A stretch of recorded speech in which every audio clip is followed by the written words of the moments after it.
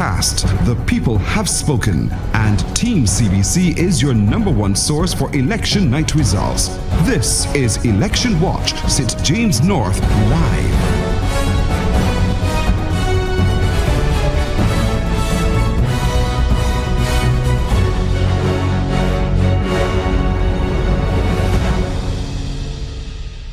Good evening to you, Barbados, and welcome. Thank you so much for joining us on CBC TV8, as well as 94.7 FM and 100.7 FM, the stations of the Caribbean Broadcasting Corporation. I'm Tisha Hines, your host for the evening for Election Watch. Now, for tonight's presentation, we are going to bring you comprehensive coverage of this pivotal by-election. Today, the voters of St. James North cast their ballots to elect a new Member of Parliament following the resignation of Edmund Hinkson. Polls opened at 6 o'clock this morning and closed just around 6 o'clock this evening, with reports indicating a steady turnout across all 9 polling districts. Now, 4 candidates contested the seat: Chad Blackman, representing the Barbados Labour Party; Felicia Dujon for the Democratic Labour Party; Alex Mitchell of the Bajan Free Party; and independent, or representing the Community Empowerment Party, Stephanie Williams. So very interesting it has been. Let's begin our journey to the heart of St. James North electoral decision. Now, joining me in the studio is esteemed political analyst Peter Wickham. We also have with us noted political scientist Dr. George Brathwaite, and we're also joined on set by representatives of the 2 main contesting parties: Senator the Most Honourable Elizabeth Thompson for the Barbados Labour Party, and Dr. Dawn Marie Armstrong for the Democratic Labour Party. Thanks to all of you for joining us. Thank you for the invitation. Thanks for having me. Good to be with you. Thank you. All right, great to have you here. Let's start with you, Peter. It's been a very short election. Give us your thoughts. Yeah, short election, not entirely surprising in terms of the calling of it. I think that we expected that there would have been a by-election. And the election was mercifully short. Again, completely expected. It was, for me, the first major COVID election, post-COVID election. And I think that the traditional campaign styles came back into their own. Elections during COVID were very different creatures with a lot of social media and so on. And I think that this election was the first one that the traditional buzz and excitement was there. Interestingly enough, it was a northern constituency, one that was relatively safe, one that we didn't expect a lot of big rallies and things of that nature. Normally you wouldn't, but that was the case on this occasion, where we didn't have a major rally, but certainly we had heightened political activity. So for me, that was interesting. The first by-election that we've had, well, let's say the second by-election that we've had under the Barbados Labour Party. So again, interesting to see the 2 parties present their views and defend them in that way. But we can get more into the conversation as the night goes on. We most certainly will. Yeah. Over to you, Dr. Brathwaite. Your thoughts generally on the campaign? Generally, I thought the campaign, coming from both major political parties, they had the moments of excitement. However, I thought the Democratic Labour Party seemed underprepared in terms of 2 remarkable things. One, strategic communication in their messaging. I don't think they were able to capture the imagination, certainly not of the wider Barbadian public, even though they touched on several national issues. And at the same point in time, I didn't think that the platform, the optics that come out of setting up and being able to, through imagery, to capture people, I thought that was lacking from the Democratic Labour Party. On the other hand, I thought the Barbados Labour Party did what it usually does. It gives that strong impression, and there's that visibility that they mean business, notwithstanding that they were faced with several issues that emerged from the other side, where they had to sometimes they thought that they were defending, when really and truly they should have just been put in their record, because they do have an outstanding record in St. James North, and certainly over the last 7 years how they have managed the overall Barbados. All right, I'm going to jump over to you, Dr. Dawn Marie, for you to give us your general thoughts following that review. I can only speak to the work that we have put in on our side. And what I would say, that recognizing that it was indeed a by-election and really should have been local to St. James North, I definitely feel that the effort, in the sense that, you know, we try to capture the issues within the constituency, but recognizing because persons are still wanting a strong opposition in the country, we had no choice but to tackle those national issues head on. I definitely feel, with respect to the pomp and pageantry that people often boast about, and I spoke about it for the last 3 weeks, with the rising cost of living, I really felt as if the campaign on the part of the Barbados Labour Party could have been a bit quieter. I think that Barbadians really want to know what the government is doing at this point in time to reduce the cost of living. And seeing the extravagance on the part of the Barbados Labour Party, I felt a bit distasteful at this time. But I guess we'll get more into that as time goes on. And I see you smiling, Senator Thompson, so I head on over to you for your comments. Thank you very much. I think that the campaigns really demonstrated two very different styles. The Barbados Labour Party concentrated on record, and the Democratic Labour Party focused on rhetoric. I think that the messaging of the Barbados Labour Party was extremely clear in terms of our agenda and what we had done for the country. I believe that tonight, when we analyze the results going forward, that there was some concentration on parochial issues, but certainly national issues were of significance in the campaign. Leadership emerged as one of the key themes, and ground game. What ground game will the two parties play? What they have played today to get their vote in and play during the course of the campaign. There was no extravagance on the part of the Barbados Labour Party, but I guess if you stand up now with a hand cutter by a shot with somebody, that would be wrong in the minds of the Democratic Labour Party. And certainly the message that we heard repeatedly from the public was that we would like a strong opposition, but not that. All right, now you've heard from the representatives of both parties here with us this evening and our analysts. Let's reach out. Our multimedia journalist, Crystal Hoyt, is out and about. We've been covering all day long with a full CBC team. Crystal is over at the Gordon Greenwich Primary School, where I'm supposing that counting has started. I know that up until news time, counting had not started. So let's see if we can reach out to Crystal Hoyt over at the counting station at this time and see what's happening. Crystal, can you tell us what the atmosphere is like at the Gordon Greenwich School at this time? Good night, Tisha. Well, unfortunately, counting has yet to begin, so it's really a wait and see. Polling stations across the constituency officially closed at 6, and the ballot boxes arrived here at Gordon Greenwich Primary School just after 7. The presiding officer here tonight is Leonard Walters, and he'll be the one providing us with periodic updates as the count begins, and of course, the results at the end. And he has assured us that every 3 to 4 boxes, he will be giving us an update. Ramon Aline, the chairman of the Electoral Boundaries Commission, spoke to me a few minutes ago, and he said today's proceedings were smooth.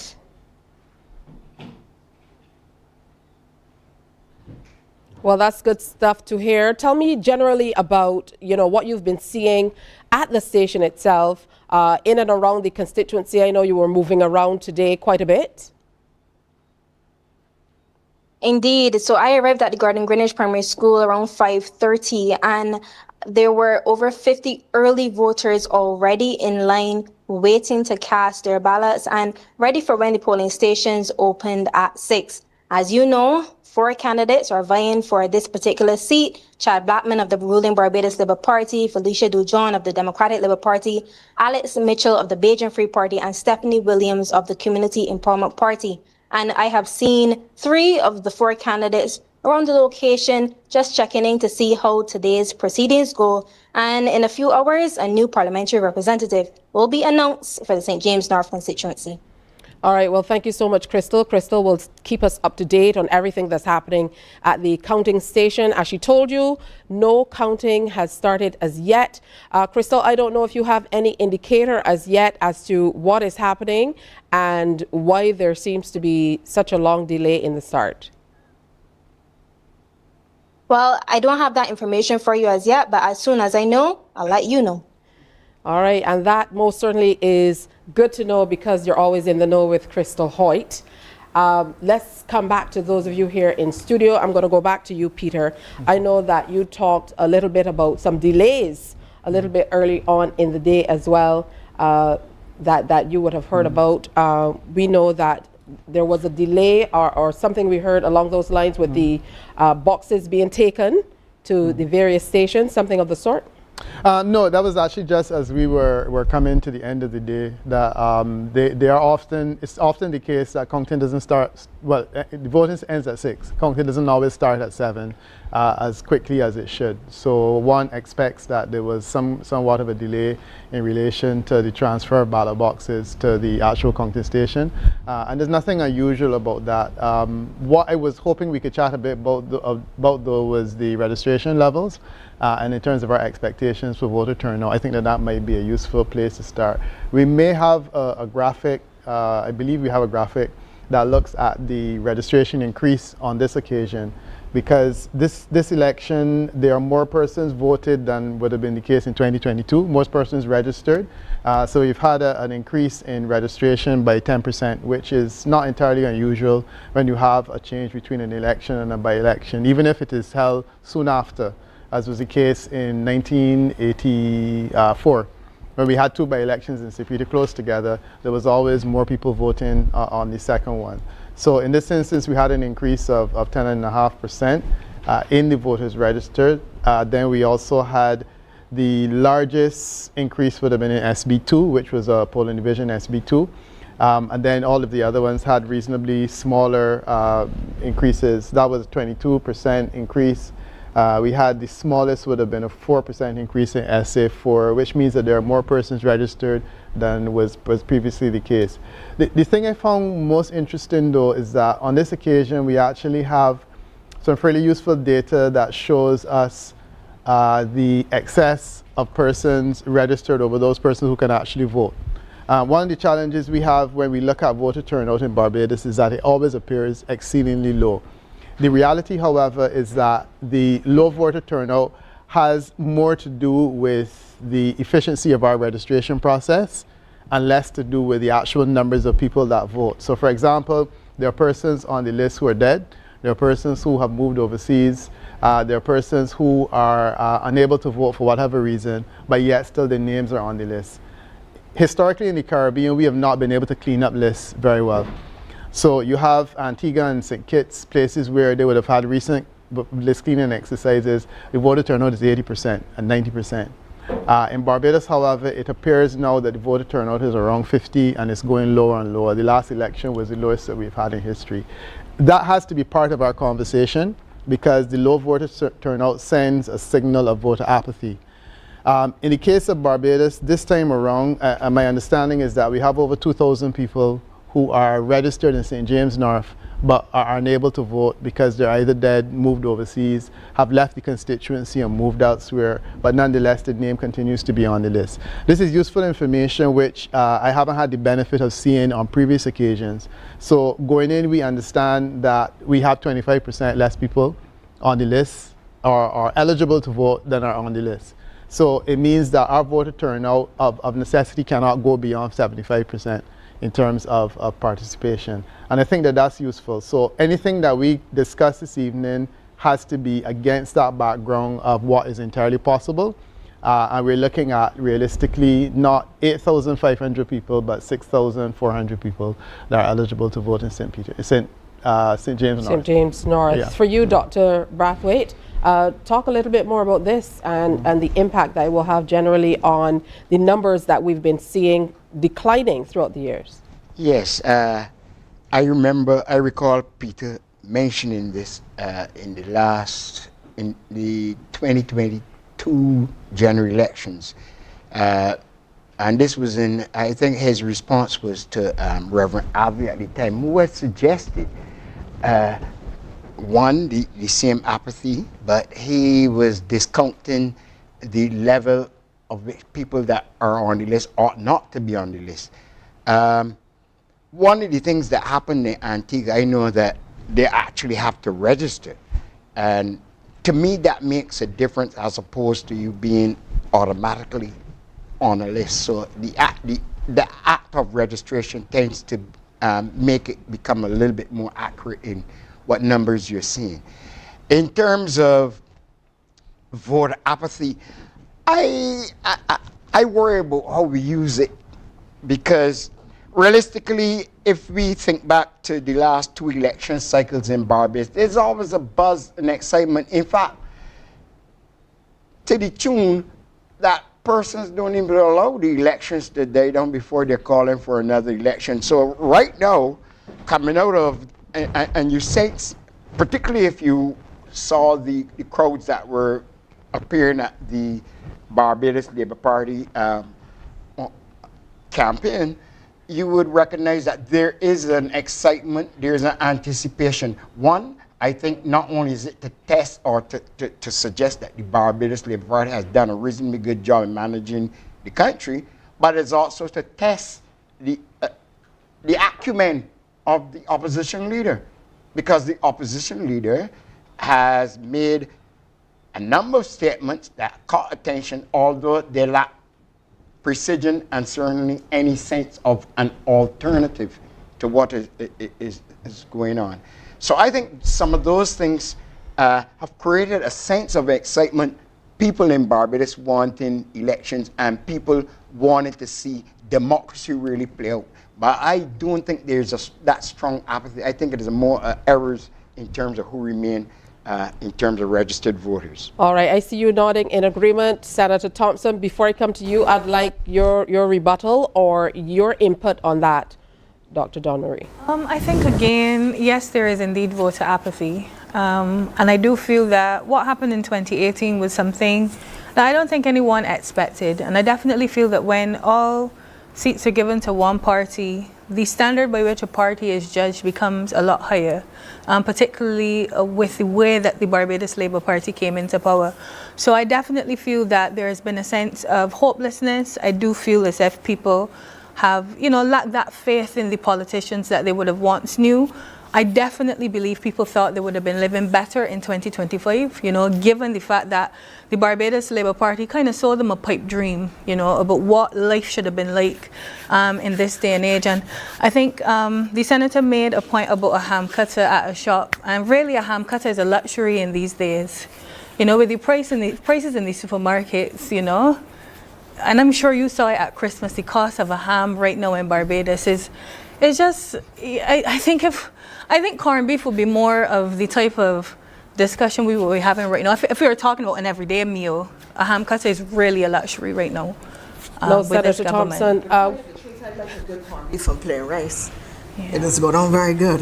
But I think this is what we're hearing tonight is part of what has been wrong in the campaign of the Democratic Labour Party. It was a campaign of disaster, a campaign of distress and dismay, a campaign of dissatisfaction and discontent, and it did not jibe with the reality of people's lives. The lowest unemployment, second lowest unemployment in our history.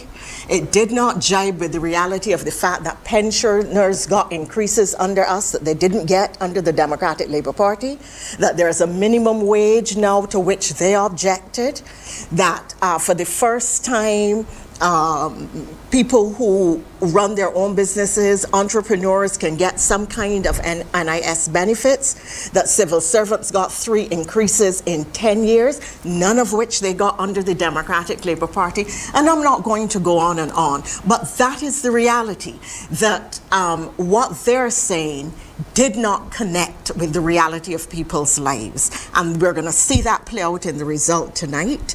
I do not think that there is high voter apathy. What we saw was a lot of people say, I want to go in, I ain't got to come over, you got it clear. Because the reality was that the big man excited the electorate at the parochial level and at the national level in a way that the little fine twine did not. And that is something, she just didn't fill people's eyes, and we are going to see that in the result tonight. And in addition to that, people got the result that they expected in 2018, and that is why they repeated it in 2022. Now, there are two issues, and I'm not going to duck them. The two key issues are cost of living, and Barbadians are not crazy. They know that a cost of living, that food prices are driven largely by external factors, but that the government has done things to reduce the cost of freighting, reduce charges at the port, given a basket of goods, taken some of the VAT off on essential items and other necessities, so that government, there have been hampers support, there's training to get young people into jobs in the construction sector, that everything has been done to get people to work and to cushion the public against the international cost of living, which is an imported consideration for Barbados. So I believe that we are going to see a lot of what I'm saying reflected in the result. All right, let's talk a little bit about the candidates. And I'll start with you. I'll head back to you, Peter, to tell us a little bit about your thoughts on the makeup of the candidates who emerged for this particular contest. Yeah, no, I mean, as a resident vegetarian, I was actually anxious to get into the conversation and between the corned beef and ham cutters. That fascinated me. But yeah, the curry chowder, that would be more my thing. I want to talk about the candidates, but I also want to talk about the way that the election was framed. It was framed, and I think that for me the biggest mistake was that the Democratic Labour Party came out and framed the election as a referendum on the government. In my opinion, those were fighting words, and the Barbados Labour Party loves a fight. Prime Minister Motley loves a fight, and I think that they essentially took the fight to the constituency. I thought it was a huge error to present a campaign in a constituency where you knew that going in, that you're fighting against 80% margin of votes. To say then the second strongest in the country, to say that this is a referendum. And my thing is that if it is a referendum on the government, then tonight has to be a conversation about the extent to which the government proved themselves. I like Senator Thompson, don't believe that all is well. I believe that people have issues. I mean, certainly my research suggested that they do have issues. Having said that, however, to suggest that all of these issues are wrapped up in how people vote tonight, I think is a dangerous assumption for both the government and the opposition, and that to me would have been one of the major errors. But let's talk about the candidates. Chad Blackman is a recent, one say he's a recent appearance on the electoral scene. He came back from Geneva. He is the Minister of Education. He spends 30%, I believe. Senator Thompson was in that. No, you were in health, that's right. He spends about 30% of the national budget as Education Minister because it's a significant chunk of money. Clearly, he is someone that Prime Minister Motley has confidence in, and he's being placed in the second safest seat in the country. So that is Chad Blackman, and I think the fact that he's being placed there says a lot. Felicia Dujon is someone who's known to us more as a campaigner, a social campaigner. More recently, she's joined and associated with the Democratic Labour Party. My concern, and I said this initially when the campaign started, that the selection of Felicia Dujon and the placement of Felicia Dujon in a seat which the likelihood of success was very low, spoke volumes about the way in which the Democratic Labour Party saw her as a person and saw her as a candidate. For me, it's an indictment in terms of her political future, and people talked about, where does she go from here? My sense is that if your party puts you in that constituency, it says that the regard for which they hold you will make it very, very difficult for you to say, okay, I'm going to go somewhere else where the likelihood of success is higher. And that was my concern.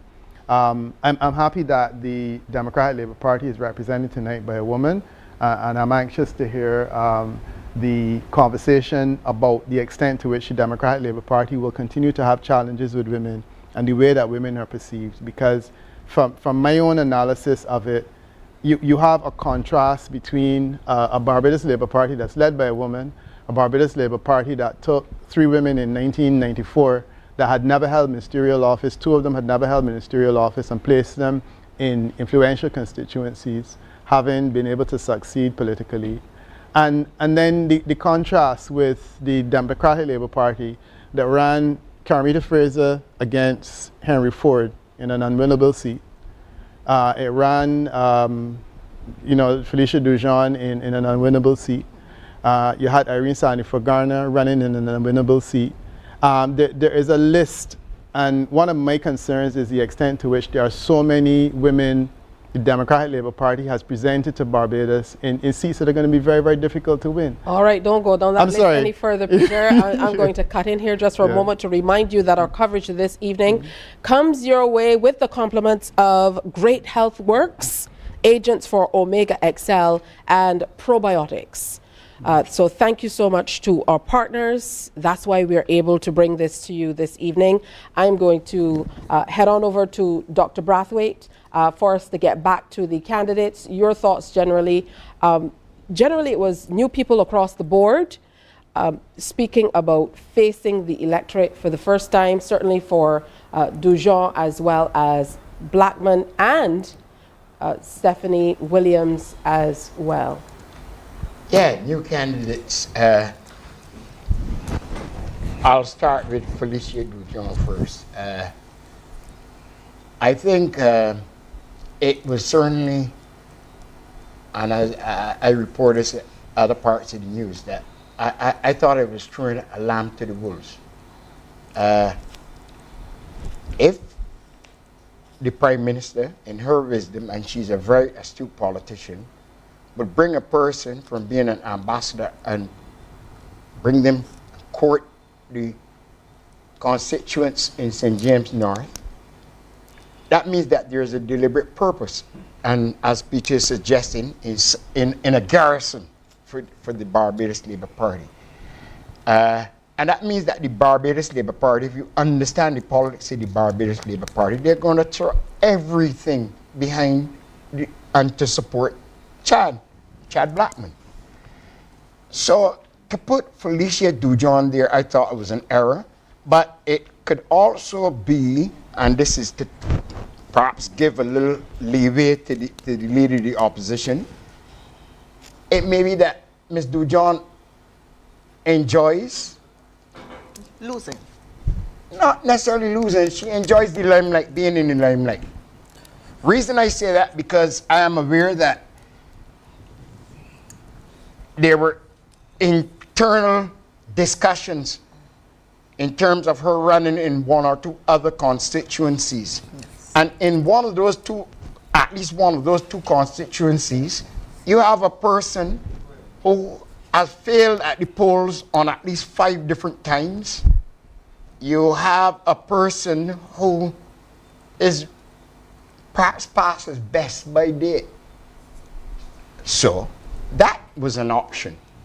Clearly, as the leader of the opposition, has, in the eyes and the wisdom of Barbadian people, abandoned Christchurch South. It was an opportunity for him to directly take Ms. Dujon in Christchurch South. So those are 2 clear opportunities. I think I've met her. She teaches with me at the UE, and we've had brief words, and I think she comes across as being a nice, quiet person. I don't think that she has the pushback to push back against the whole of the BLP machinery. So again, that was the combined the error, made it a little bit more complex. But I think she is an intelligent and good enough person to contest the seat some other place that she's better suited. Now, in terms of Chad Blackman, I've known Chad Blackman now for about 20 years. I could tell you that he means, he's ambitious, yes. He's a quiet giant. He's big.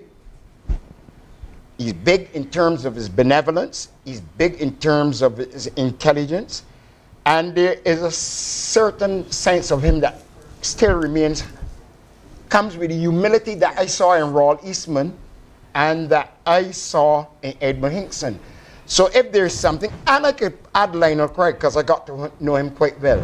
If you line them up, you recognize that with Chad, there appears to be a direct continuity in terms of the benevolence and the willingness to give and the service that they'll bring to the constituents of St. James North and Barbados in general. All right, well, so far what we've heard is there seems to be some level of mismatch based on what has been presented in terms of the candidates contesting the polls from the two main political parties.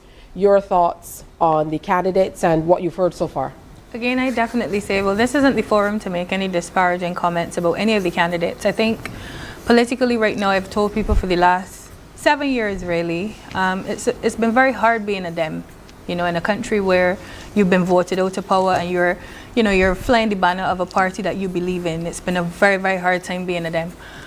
I find Felicia to be quite brave, and as I always say, little in stature, big in nature. And I definitely feel she knew that she was up to the task, and I think we won't know until the end of the night exactly what that result may be.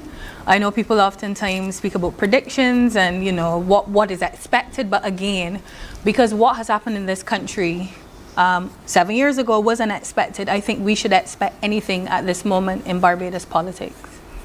All right, for you, Senator Thompson. I think that Chad is an exceptional candidate. He's bright, he's articulate, he's personable, he's charming, he speaks 4 languages. He was able to go into the St. Lucian part of the constituency and speak patois with those residents and so on. So I'm not going to go into too much about Chad. I agree that we shouldn't say anything disparaging about the candidates tonight, and I'm glad y'all have finally come to that after making all kinds of disparaging remarks about his appearance, but we won't get into that tonight then. I think, though, that there is a lot here to be analyzed relative to the Democratic Labour Party's choice. First of all, you have to ask yourself, did the Democratic Labour Party, in choosing this person, this candidate, and all of this about it's been hard being a Dem, they ran a could dare campaign, and we're hearing it again tonight. Could dare we as Dems, and people don't like us very much. It's rough being a Dem. They picked somebody up, and you have to ask whether this person was well suited to running, A, and B, to running in that constituency. The first error the Democratic Labour Party made was that they announced in November or December, Ralph Thorne said that there was going to be a by-election in St. James North. They waited 6 months nearly to put a candidate in the field. Chad came home. He was appointed as a minister. There was a young lady interested in the constituency. She got pregnant, decided that she was committing to family, and Chad walked the constituency, and people said they wanted him. He wasn't foisted on them. That was the person the constituents said they wanted. The next thing is, you brought a person who did not know the constituency, who was not known by the constituents, who had run in an election in St. Lucia and got 39 votes, ran in a second election in St. Lucia and got 12 votes, was interviewed a week or 2 ago by a St. Lucian radio station and asked, would you come back to St. Lucia and run again? She said, I don't know what I would do. She never said, I am committed to Barbados. I'm committed to St. James North. This is where my life is. I am giving this my best shot, and I fully expect to be elected, and therefore, no, you will not see me at the St. Lucian polls again. So nobody in St. James North, except the Democratic Labour Party that was walking about down there, had any view that this person knew the constituency or had any interest in them. If she did, you could see her checking the list of names of areas in the constituency, and she did not know Western from Western. I mean, please. So she was a terrible candidate. I don't know her. I don't know. I saw her once in the Democratic Labour Party headquarters when I went there with the PRC, and I've heard her speaking on issues. I will not, perhaps later I will get into what I think of her, but she was the wrong candidate for St. James North, and she was the wrong candidate for the Democratic Labour Party. The fact that she was chosen at the last minute when the leader knew that there was going to be a by-election and did not bestir himself to put a candidate in place to give his party the best possible opportunity and then put in a very weak candidate says a lot about the leadership of the Democratic Party. All right, we've gone across the table and we've heard very, very much. However, not one of you has mentioned the two other candidates who were part of that. Peter, to your mind, what does that say generally about the impact we saw in the last two elections, the emergence of quite a few independents and parties and so on, but have they really had an impact, whether negative or positive, on the B or DLP campaigns as the two major parties? Yeah, I mean, I didn't say a lot about, we haven't said a lot about those two candidates, and I think with good reason, because I think that we all appreciate that this election tonight is not going to be about the two independent candidates. Generally speaking, independent candidates do not figure into the equation. What I think I could probably spend better time discussing is part of the reason why we're seeing independent candidates emerge. I think that a lot of it has to do with people's expectations in relation to the two established political parties, and particularly the Democratic Labour Party, feelings that the DLP is falling short in so many regards, and as a result, people are saying, well, we need to have an alternative, and the DLP is not coming up to scratch. I genuinely think this independent enthusiasm is a DLP problem.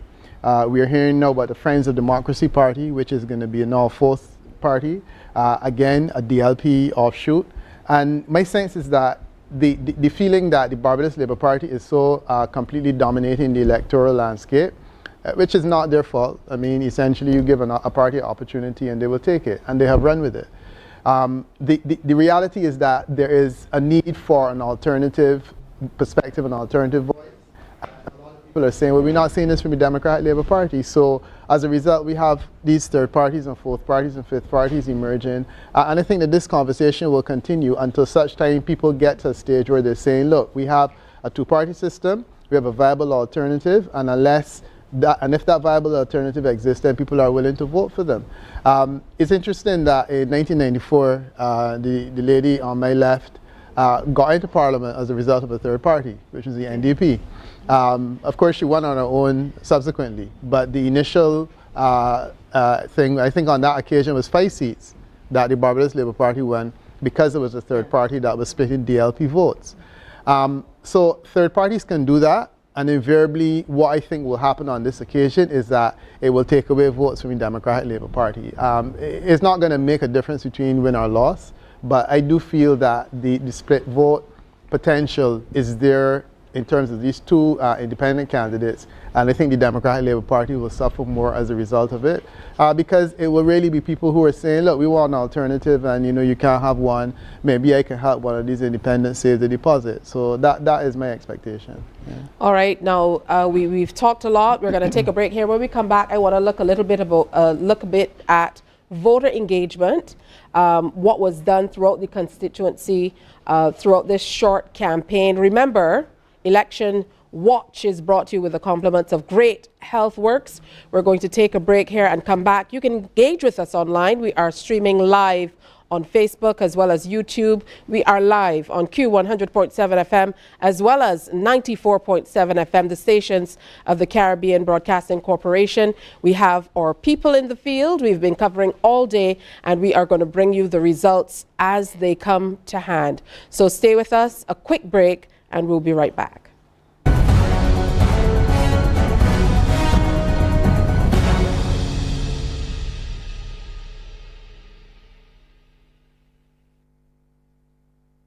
From Great Health Works, the makers of Omega XL, comes Strong Heart. It's a natural dietary supplement made with omega-7 and contains beneficial fatty acids which promote a healthy heart. A clinical study has shown that the ingredient in Strong Heart helps maintain 4 important biomarkers for heart health. Rely on your strong heart every day, because we all know our finest moments are still to come. Help take good care of your heart with Strong Heart. Call now or visit your local pharmacy and health food stores today. Does your stomach flare up when you eat certain foods? Do you experience bloating, gas, cramps, constipation, or irregularities? Then you are not alone. Probiotic XL is unique and is scientifically formulated. It supports healthy digestive and immune function.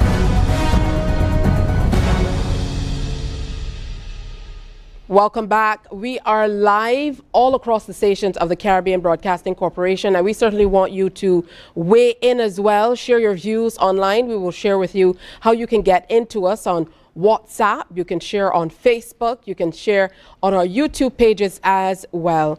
We are in studio and we have representatives of the Democratic Labour Party and the Barbados Labour Party, as well as our political analysts this evening, Peter Wickham and Dr. George Brathwaite.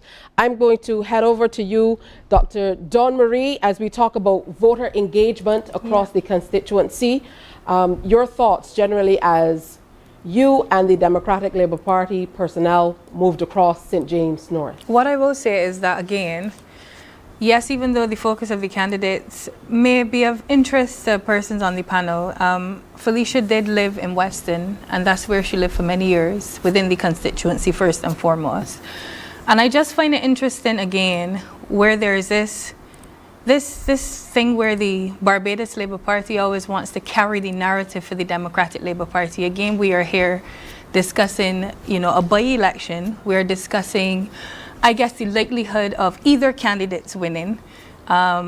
And again, when we speak about election preparedness and, whether some person should have been a good fit or whether they should have been, a better fit for someplace else, the cards have already been dealt.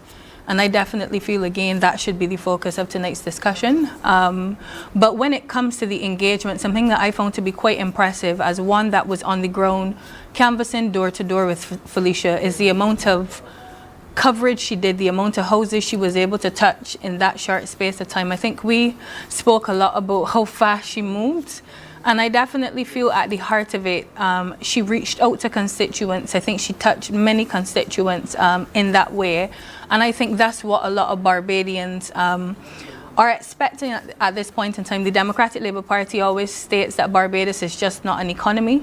And recognizing that and seeing, the citizens as the country's greatest human resource. I think Felicia's ability to touch people in that way is what I found to be most impressive, given the short time span. We don't have to talk about long CVs or postings or, anything of the sort. We don't have to talk about post-nominals or qualifications, because some of the best politicians in this country have been the most humble people. And I definitely do feel that ability to connect with people in the end. And whichever way it goes, I hope that either candidate sticks to the task of representing people in this time, because representing people at this time is the hardest that it's ever been. Now, for you, Dr. Brathwaite, what are your thoughts on some of the things that dominated the by-election campaign as the various parties and individuals moved across St. James North? At this time, I'll make a declaration. I have actually canvassed St. James North with my dear friend Rawley and with Edmund Hinkson. So I know the constituents. And in a sense, you can call them rustic folk. And one thing I'll tell you, they're very welcoming. The people of St. James North are some of the most welcoming people that I've met in my time going across and canvassing and stuff. So I have no doubt that they will appreciate Miss Williams. You heard Miss Williams speak, and she speaks about the reaction and the responses she gets, and she brings that Christian saints. But they will also do the same for Miss Dujon. And no doubt that they've done the same for Chad, because and this is the point that I agreed with Miss Armstrong just now, Dr. Armstrong just now, the fact where she said some of the best politicians that have come across Barbados have been very humble. And she's directly speaking to perhaps one of the biggest and greatest attributes of Chad. Chad is a very humble being. Always was, as a student of mine, just as I was Peter's, but certainly he always had that sense of humility. He's ambitious. It's a quiet but a driving ambition. And if you hear how he interacts with people, people talk about Chad online. I ran into people say, man, I didn't know he big, but man just talk to you, he's listen to you, you know.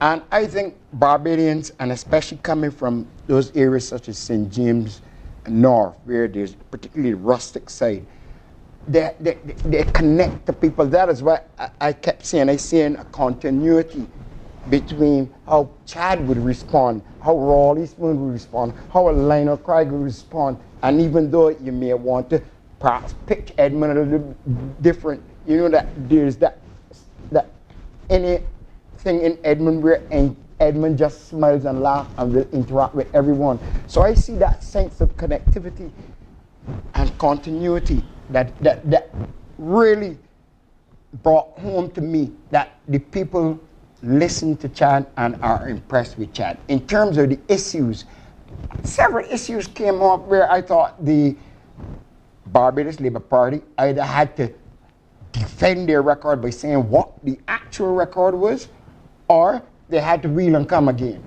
And they didn't back off. They accepted, look, we are trying to do X, Y, Z roads. There are things that we promised we will do, but there's a process. We started this, we had to stop, and reasons were given by the Deputy Prime Minister why certain things can be done in terms of infrastructure. It was explained well on the platform, and Dems that I hear on radio continue saying, man, they've been governing for the last 7 years. We don't want to hear about the lost decade.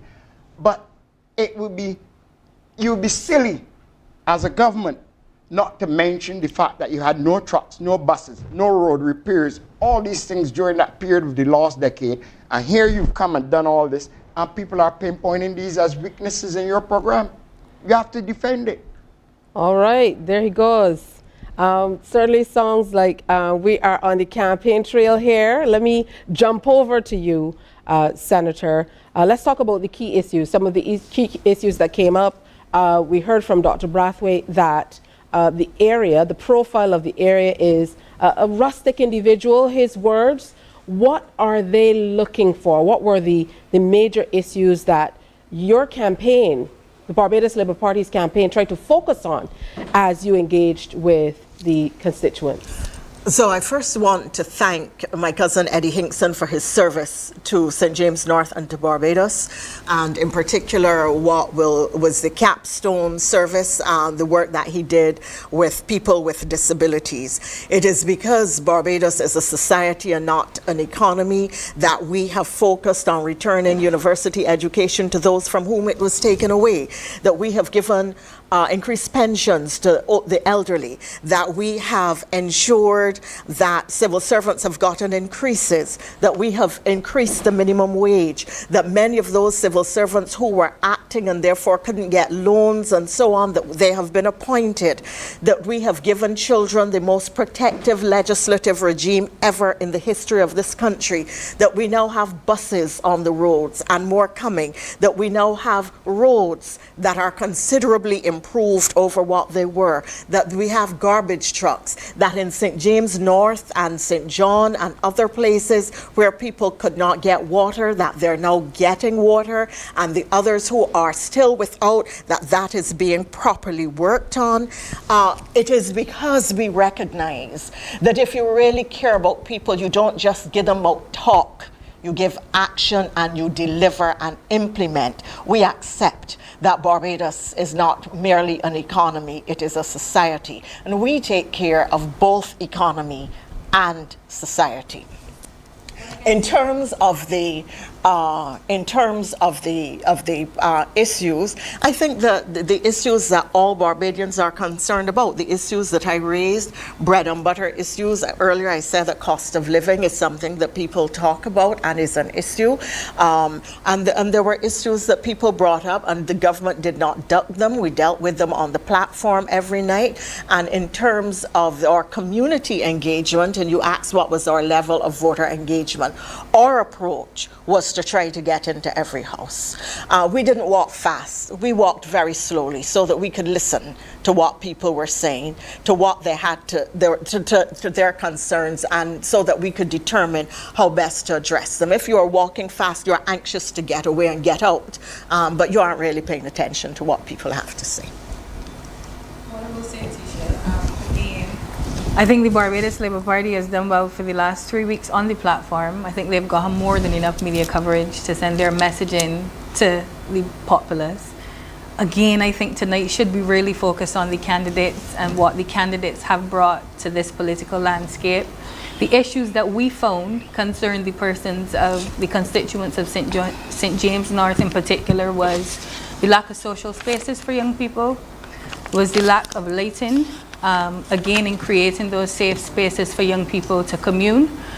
I heard Dr. Braffett mention a lost decade, and I think I highlighted the fact that under this BLP administration we are seeing a lost generation of young people. And again, because of the dismantling of the social services that this country really does need. And I mentioned the National Sports Council. And I do think I challenged the government at the point in time to bring a solution to the public about the National Sports Council, because as you would know, as it stands right now, there are no community coaching programs. Well, at least the coaches don't know if they'll have jobs by the end of the month. We don't know if there'll be any National Sports Council camps. Again, we hear everyone talking about what the government has done at the macro level, but at the micro level with respect to the society and our young people particularly who are being left behind. This lost generation cannot continue. All right, we're going to take a break here and come back. Thank you so much for joining us for coverage. Remember, you can join us online and share your comments and queries as well. We are having a broad discussion here in studio, but we also have our people out in the field. As soon as we have more information, we will update you. Election Watch is brought your way with the compliments of Great Health Works. Do stay with us. We'll take a break now for lotteries.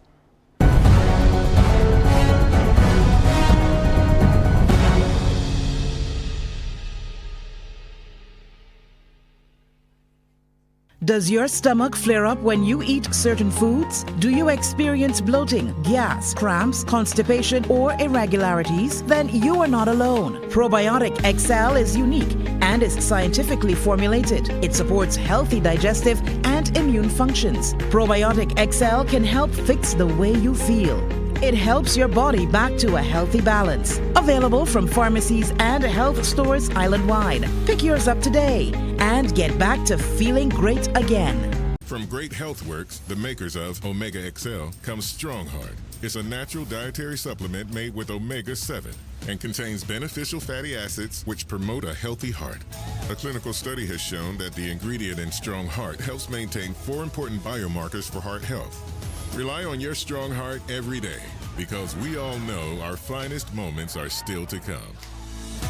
Help take good care of your heart with Strong Heart. Call now or visit your local pharmacy and health food stores today. Does your stomach flare up when you eat certain foods? Do you experience bloating, gas, cramps, constipation, or irregularities? Then you are not alone. Probiotic XL is unique and is scientifically formulated. It supports healthy digestive and immune functions. Probiotic XL can help fix the way you feel.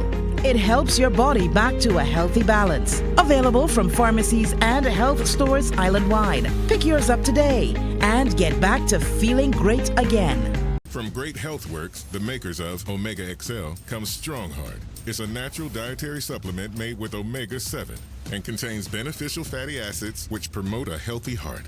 A clinical study has shown that the ingredient in Strong Heart helps maintain 4 important biomarkers for heart health. Rely on your strong heart every day, because we all know our finest moments are still to come. Help take good care of your heart with Strong Heart. Call now or visit your local pharmacy and health food stores today. Does your stomach flare up when you eat certain foods? Do you experience bloating, gas, cramps, constipation, or irregularities? Then you are not alone. Probiotic XL is unique and is scientifically formulated. It supports healthy digestive and immune functions. Probiotic XL can help fix the way you feel. It helps your body back to a healthy balance. Available from pharmacies and health stores island-wide. Pick yours up today and get back to feeling great again. From Great Health Works, the makers of Omega XL, comes Strong Heart. It's a natural dietary supplement made with omega-7 and contains beneficial fatty acids which promote a healthy heart. A clinical study has shown that the ingredient in Strong Heart helps maintain 4 important biomarkers for heart health. Rely on your strong heart every day, because we all know our finest moments are still to come. Help take good care of your heart with Strong Heart. Call now or visit your local pharmacy and health food stores today. Does your stomach flare up when you eat certain foods? Do you experience bloating, gas, cramps, constipation, or irregularities? Then you are not alone. Probiotic XL is unique and is scientifically formulated. It supports healthy digestive and immune functions. Probiotic XL can help fix the way you feel. It helps your body back to a healthy balance. Available from pharmacies and health stores island-wide. Pick yours up today and get back to feeling great again. From Great Health Works, the makers of Omega XL, comes Strong Heart. It's a natural dietary supplement made with omega-7 and contains beneficial fatty acids which promote a healthy heart. A clinical study has shown that the ingredient in Strong Heart helps maintain 4 important biomarkers for heart health. Rely on your strong heart every day, because we all know our finest moments are still to come. Help take good care of your heart with Strong Heart. Call now or visit your local pharmacy and health food stores today. Does your stomach flare up when you eat certain foods? Do you experience bloating, gas, cramps, constipation, or irregularities? Then you are not alone. Probiotic XL is unique and is scientifically formulated. It supports healthy digestive and immune functions. Probiotic XL can help fix the way you feel. It helps your body back to a healthy balance. Available from pharmacies and health stores island-wide. Pick your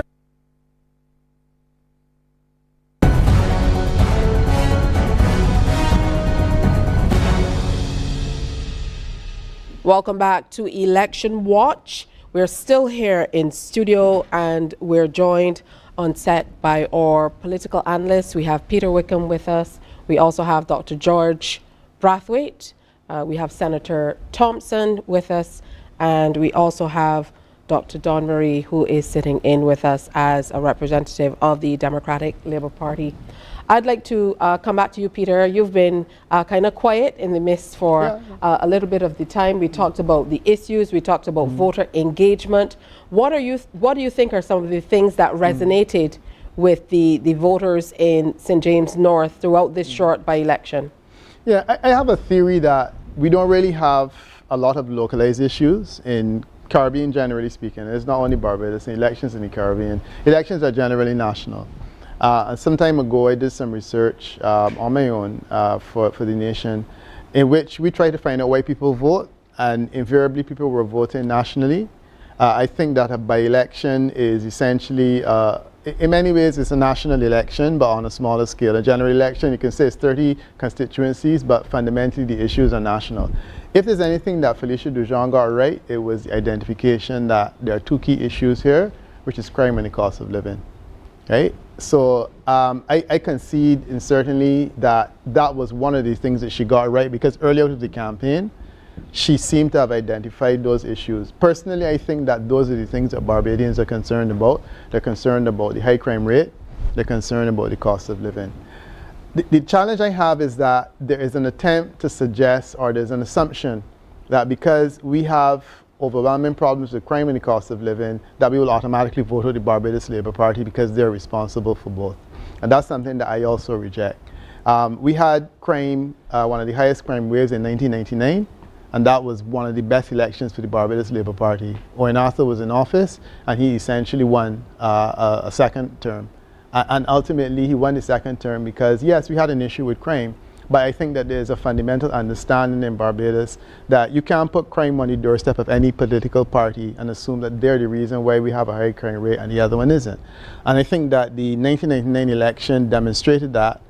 We had an election soon after that in St. Lucia in which Kenny Anthony defended a second term in a situation where the crime rate was also quite high and people were raising concerns.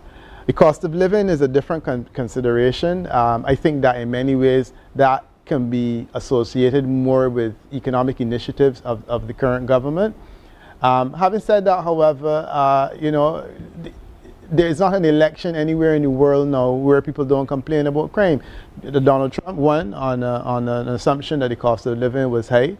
I mean, of course, he's now made the situation worse, but he won the election on that basis. And almost every election that we see, we just had one in Cayman Islands in which the government was changed. The main issue was the cost of living. In fact, that the cost of living was high. We've had by-elections, you know, in Antigua and Barbuda. The issue was the cost of living and crime as well. So I do agree that crime and the cost of living are the major issues. I think that Barbadians have concerns. However, we seem to think that the Barbados Labour Party in its current configuration is more likely to be able to address these issues than the Democratic Labour Party. And I think that that's probably where Dawn and I might part company. But certainly, I do agree that the identification of crime and cost of living were the two main issues. Interestingly enough, there's a suggestion that we should have a domestic or localized campaign done. And I think while I agree with Felicia Dujon, which would be your counterpart, I would disagree with you that it doesn't seem to make sense to go local in a situation where people have these national concerns that need to be addressed. There's a signal that has to be sent, and I do feel that to some extent the government has heard it, that people have concerns about the high cost of living and they have concerns about crime. And you know, these are issues that have to be addressed. It was part of the narrative and conversation in the election campaign. So I do think that people are listening, but the question is, who do people feel is better able to deal with those issues going forward? All right, let's head back out. I'm told that Crystal Hoyt, she's at the Gordon Greenwich Primary School. We're anxious to hear about where we are with the counting. Crystal, welcome back. Hi, Tisha. Well, I can confirm that counting has begun here at the Gordon Greenwich Primary School. The special voting, which was done on May 16th, that would include police officers, nurses, and those involved in the election process. Those votes are being counted. And at this time, Electoral Boundaries Commission, Ramon Aline, joins me now. Yes, good night. Good night. Thank you for joining us. You're welcome. We started a bit behind time. Can you tell me if there were any challenges and then walk us through the process of tonight's proceedings? There were no challenges. I don't think it's behind time, to be fair. We want to make sure that the count goes smoothly. We have a very experienced officer in charge. He's set up a process that would allow that smooth counting to proceed.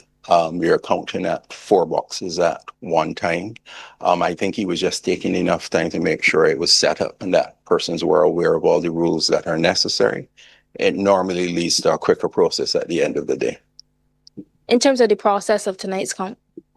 As I said, we are doing 4 boxes at a time, each table having party representatives and officers leading that count. The idea is to get it done as speedily and as efficient as possible.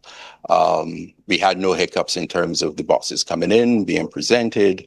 The special votes that you referenced would have been added to the particular box that they belong to before the count will begin for that box. And everything is moving as it should. As it relates to the independent candidates, do they have invigilators currently inside as well? I believe that some independent candidates are represented. I am not sure whether they are stationed at all for counting stations that are going on. Well, thank you so much, Mr. Aline. I'm sure we get some more updates from you as the night progresses. Most welcome. Thank you. Well, that was Mr. Ramon Aline from the Electoral Boundaries Commission. Thank you so much, Crystal. We definitely will check back in with you as they get the counting underway and we get some first numbers coming in. But back here to our panelists in studio. Very interesting. I'll go to you, Dr. Brathwaite. Mr. Aline has said this is not anything outside of the ordinary for it to be 9 o'clock and for there to be no numbers for us as yet. Have you found this to be customary for mainstream elections or even by-elections? More or less, yes. I've had the opportunity to be in the room, vote counting at least 3-4 times. And I think what Mr. Aline is saying is correct. It's deliberate. Get all things in place, get everyone seated, let everyone know exactly the rules, what is in, what counts, what does not count. You get all of that out of the way, the process tends to really speed along once you started. So I concur with him, and I don't see it being a problem. All right, and I want to stay with you for just a little bit. You talked about your tremendous experience, obviously, out in the field. You spoke about canvassing specifically for the Barbados Labour Party. But being in the field, was there anything done right by the Democratic Labour Party team, your mind? Of course. I think, given the short time, I think Ms. Dujon still did well in that sense, in that she was actually speaking to people. Because politicians become intimidated by people when they are meeting them for the first time, or when they're uncomfortable, or when they hear rumors in the background that they're a sacrificial lamb, as I may have suggested. So, quite naturally. But I think, and that is where her bravery comes in, that I can agree with. She was brave. She actually got up there and spoke to people. I think her message that she was, when I heard what was she said on the platform, it appears as though it was a distortion between the bigger message of the Democratic Labour Party. Because I told a member of the Democratic Labour Party tonight, I didn't think that they were strategic in terms of the communication. Because if you're coming and speaking about morality versus money, then you're going to speak about the people of Barbados, the trust in politicians is eroding. To tell the truth, that significant erosion I detected during the years of the Democratic Labour Party, particularly in the latter 5 years, and I think that is what resulted in the 2018 and 2022 defeats, for which they refuse to be apologetic to this nation. And I think that Barbadians, as I listen to Barbadians, and people know I love a spirited celebration, and I can be found in certain shops and circles. The reality is, it is those people that say, man, I can't vote for them, but I like this body, I like that body, but I can't vote for them. And they have not been able to overcome that hurdle. That's a hurdle of perception. And the only way you're going to overcome that is through strategic communication. You know who are your people, you know the people that you need to reach, you have a particular message tone for them, even if it begins with the apology, and you move forward. All right, well, maybe it was masked somewhere in there. I maybe missed some of it as to what the positives could have been in the campaign for you, Senator Thompson. Did you see anything done right by the opposition? I know it's not often that you would step forward and say, well, maybe the opposition party, in this instance, the Democratic Labour Party, they did a few things right to your mind. Later in the night, I really want to speak to something that is more important, and it was said earlier, and I didn't have an opportunity to respond. So in terms of what is happening with the National Sports Council, it has been made clear that we are transitioning to Sports Barbados. The conversations and meetings have been taking place with the unions. The coaches know that they're going to be employed. The BICO NSC primary school football competition will take place as usual. The NSC primary schools netball competition will taking place as usual, and was in fact in the paper today. There will be 6 camps camps at 6 locations offering 16 disciplines over the course of this summer. So this notion, and a lot of it has been in the newspaper, perhaps some people have been too busy walking fast in the constituency to get the information, but have just given it to the public. I think, too, that the issue Peter raised in relation to the cost of living is an important one. I agree that the two primary issues in this campaign for the people of Barbados generally are crime and violence, and the cost of living. On the issue, and I don't want to make an overly long intervention, so I will speak to the issue of the cost of living, and then perhaps later tonight I can speak to the issue of crime, if I may. Look, you had a war in Ukraine.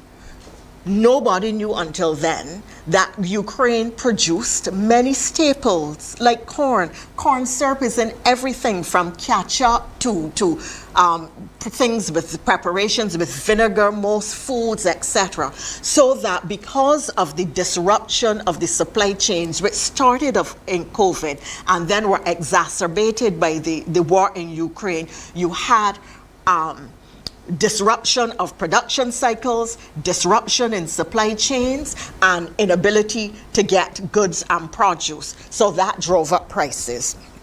You then had the fact, and we're seeing now that tariffs are going on, driven by a US trade war or a tariff war, that is going to affect prices. You had the fact that the country of Panama is having a water shortage, and in consequence, we're having difficulty putting the ships through the Panama Canal. A lot of the food that comes to us, goods that come to us, supplies that come to us, come through the Panama Canal. Ships were competing to get put through the canal and were paying as much as $4 million to get a space to get put through the canal quickly. The owners of those ships are passing the price on to the persons who they're carrying goods for, and the people who are supplying those goods to us are passing the prices on to us. So when people say that prices are high, they also have to understand what the international circumstances are driving the prices. I said earlier the things that the Labour Party had done to help to keep the prices down, and an indication of how well the government has managed in these circumstances can be found in the fact that it is cheaper to buy what we call a food in Barbados than it is to buy one in the United States, unless you're buying a McDonald's dollar meal. And equally, in the United States, where agriculture is subsidized, eggs were $22 US a dozen. They don't cost anything right near that here. So the government has done a tremendous amount of work to hold prices in check for the country and for people at all levels of society. And I think that the public understands that however bad things are with the Democratic Labour Party, it would be worse. Thank you. Because as much as I would advance for the discussion to be focused on, the candidates in the by-election, I see the Senator has her answers coming through on her phone. Would the Senator be able to provide an answer about the taxation at the pumps? Because I know under the Democratic Labour Party, the citizens of Barbados paid $400 in road tax, and presently the citizens of Barbados don't know how much money is being collected at the pumps in this country. We do know we are taxed every time we fill up our tanks, and I do think the Barbadian citizens wants to know how much taxation this government is collecting at this point in time. We do know it's about 35% more in revenue. Since we're getting political today, let the Barbadians know how much revenue this government is collecting at the pumps each time we fill up our tanks. That information has been made public repeatedly. Every government taxes gasoline. Now, in the broader context of Barbadian politics, and I'm going to defer to you, Dr. Armstrong, once again on this one. What do you think you're competing in at this level, in this constituency at this time, will do for the Democratic Labour Party? I definitely do feel, again, persons are seeking an alternative. I think Peter did make a very relevant point in terms of independent parties raising and cutting our votes. In reality, yes, a lot of people have lost faith in the party, but I would say no, is that as a new generation, because again, as I said, politics, it grows. People emerge, leaders emerge, We don't have a Tom Adams anymore. We don't have a Noah Nafa anymore. We have a Mia Motley, and in another 10 years, we will have someone else, right?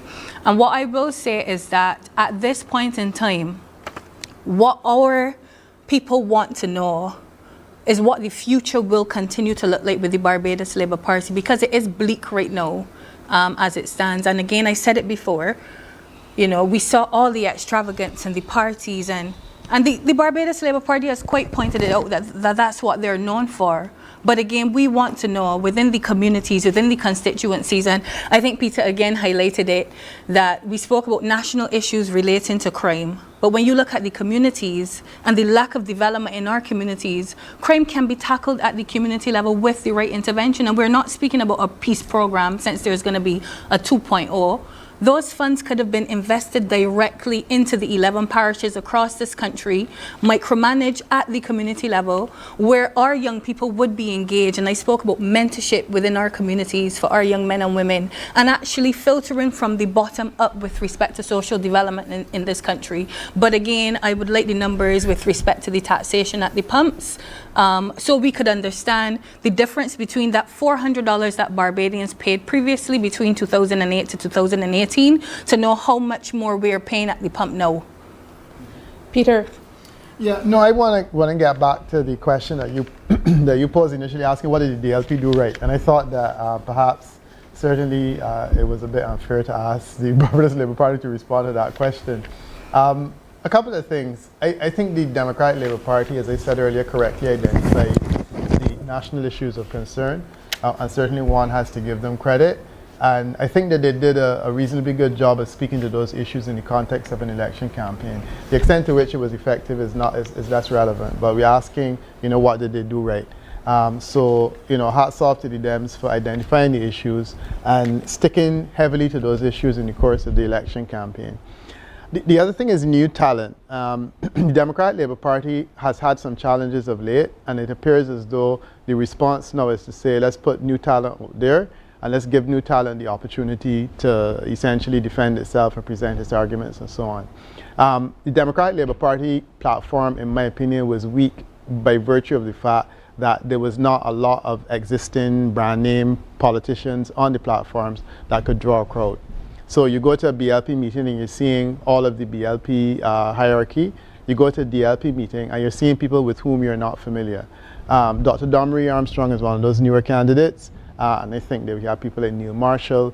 It was clear that the Dems have made a decision to blunt the new talent, put those people out there and let them see how they, let us see how they will manage themselves. I also think, to their credit, they did well in keeping former Prime Minister Fernando Stroh off the platform. No, we were able to have, I think the Barbados Labour Party certainly did miss him. And my sense was that had he made an appearance during the course of this campaign, it could have had an impact in the same way that I am convinced it had an impact in 2022. So perhaps this is also part of a conversation the Democratic Labour Party is having with itself and saying, you know, to avoid conversations about lost years, let us keep certain personalities off the political platform. As I said, I would also congratulate them for having done that, and one can only hope that going forward the new campaigns will be, or the next campaign will be more about the present and less about the past that the people of Barbados have reacted badly to. And then the question of the campaign style, I actually do believe that a Kadir campaign could have been helpful. And I don't see a Kadir campaign as being negative. One of the biggest things that the Democratic Labour Party can benefit from now is sympathy. There are a lot of people that feel bad for the DLP. There are a lot of people that would like to see a larger opposition. And my sense is campaign on that and that alone. You know, campaign on more on the idea that people could feel for the DLP and that people could say, let's vote for an opposition.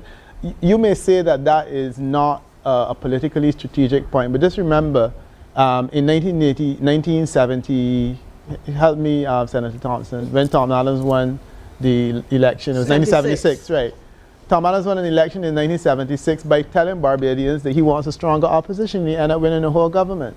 So I don't think that that strategy is as ridiculous as one may think. And the idea of a Kadir campaign actually could have borne some fruit, you know. But the point is that when you start to match policies and stuff like that, you will always have challenges in this current environment. All right, let's go ahead. Sorry. Go ahead, Peter, Senator. a Kadir campaign would not have worked at this time because people, we just had a Democratic Labour Party government, and knowing what they are capable of, people would say, Kadir, we don't want no more feces on the South Coast. So a Kadir campaign would remind people of what the Democratic Labour Party is about, and then they would say, Kadir, we're able with that. So people would say, Kadir, and feel sorry for themselves. I really want to make though a point about crime, because Miss Armstrong was talking about crime. And it is, you finished your program? No, I said Dr. Armstrong. Yeah, and I said, did you finish your program? Of course I did. Okay. So the point that I want to make about crime is that she gave a very interesting example. Some of the worst crimes that we had were during the time of the Democratic Labour Party, and they did nothing to pull back what was a creeping problem at the time. In fact, the worst mass shooting we had was under the Democratic Labour Party. And one of the challenges we have, and we could talk about the community-based programs and the other initiatives that the Barbados Labour Party has put in time, and I hope you'll get an opportunity to do that. But really, of the murders committed this year, only 2 have gone undetected so far. But we are seeing, and we saw or heard in recent days, over the course of the announcement made by the DPP, that people are refusing to give evidence in criminal matters. That stops the detection of crime. It stops you getting people convicted. It stops you from knowing what is going on if people are not coming forward and giving information. If communities are shutting their mouth like, biddy tight, then that becomes a problem in terms of policing. So it doesn't matter what community programs you put in place, we must have the cooperation of the public. And there are people who are hiding the guns and so on. So this is a challenge that we need to address at a broader level, and that our community can't just say, what is the government doing? We have to ask ourselves about our own behavior and the role we are playing in allowing criminals to go scot-free. But we can have a wider discussion on the initiatives that government has put in place. I don't want to make my intervention too long. Yeah, all right, see. So, Tisha, I think I would have answered some numbers previously, but since the good senator referred to sewage, that's another tax that I think Barbadians want to know about. How much is the government collecting monthly in the sewage tax? And really, when we consider the external factors that the senator mentioned, both of these taxes are also local. We want to know how much revenue this Barbados Labour Party government is collecting at the pumps and on the sewage tax monthly, so we can know when Barbadians will get an ease. This is what we want to know. Well, taxes generally have been reduced over what they were under the Democratic Labour Party, and people have gotten salary increases and are getting back their VAT and so on. But we are collecting just enough taxes to have built a new A&E department, to repair the roads. We have collected enough taxes to replace the mains and the bad water systems that the Democratic Labour Party left. We've collected enough taxes to stop sewage, raw sewage on the South Coast. We have collected enough taxes to buy buses and garbage trucks and to do all the things that the Democratic Labour Party refused or were incompetent in terms of getting done. We are collecting taxes and we are using it to give back to people and to make Barbados better. All right, it is let's clear bring it where back the just money for a is moment. going. Let's bring it back to St. James North. Let's bring it back to St. James North for just a bit. Can we look historically at the constituency? I know over the lifespan of the constituency as it is, the Barbados Labour Party has been the party that's dominated in terms of representation and winning throughout that time. I think there's only been one election cycle throughout that entire period where the Democratic Labour Party has won. Let's look back at the seat, at the constituency, and what you think has made the BLP successful all of this time in this particular constituency? I'll start with the personalities who became those persons dispensing the service on behalf of the people of St. James North. And I go from Lionel Craig, Raul Eastman, Edmund Hinkson. And you note that I kept saying there's a sense of continuity, because all these persons, if you get to know them on a personal level, they are persons committed to the delivery of service.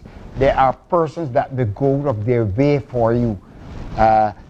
Liz would have mentioned in terms of Eddie and his work with the disabled community and persons with various types of disabilities. And I think that is one of the things that we overlook and underestimate the impact on that on the psyche of Barbadians within communities. Because years ago we were hiding these people.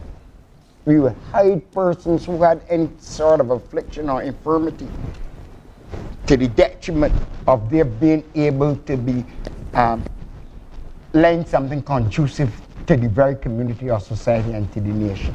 So I think Edmund's role has been underestimated in that fact, but looking holistically at all these, the character of them, and that is where it connects with Chad. Chad comes with that same type spirit, and that's the spirit to which the people of St. James North have been accustomed to gravitating, and that is why I'm suggesting that he could possibly win as much as 70% of the vote tonight. It is also possible he could only win 30%.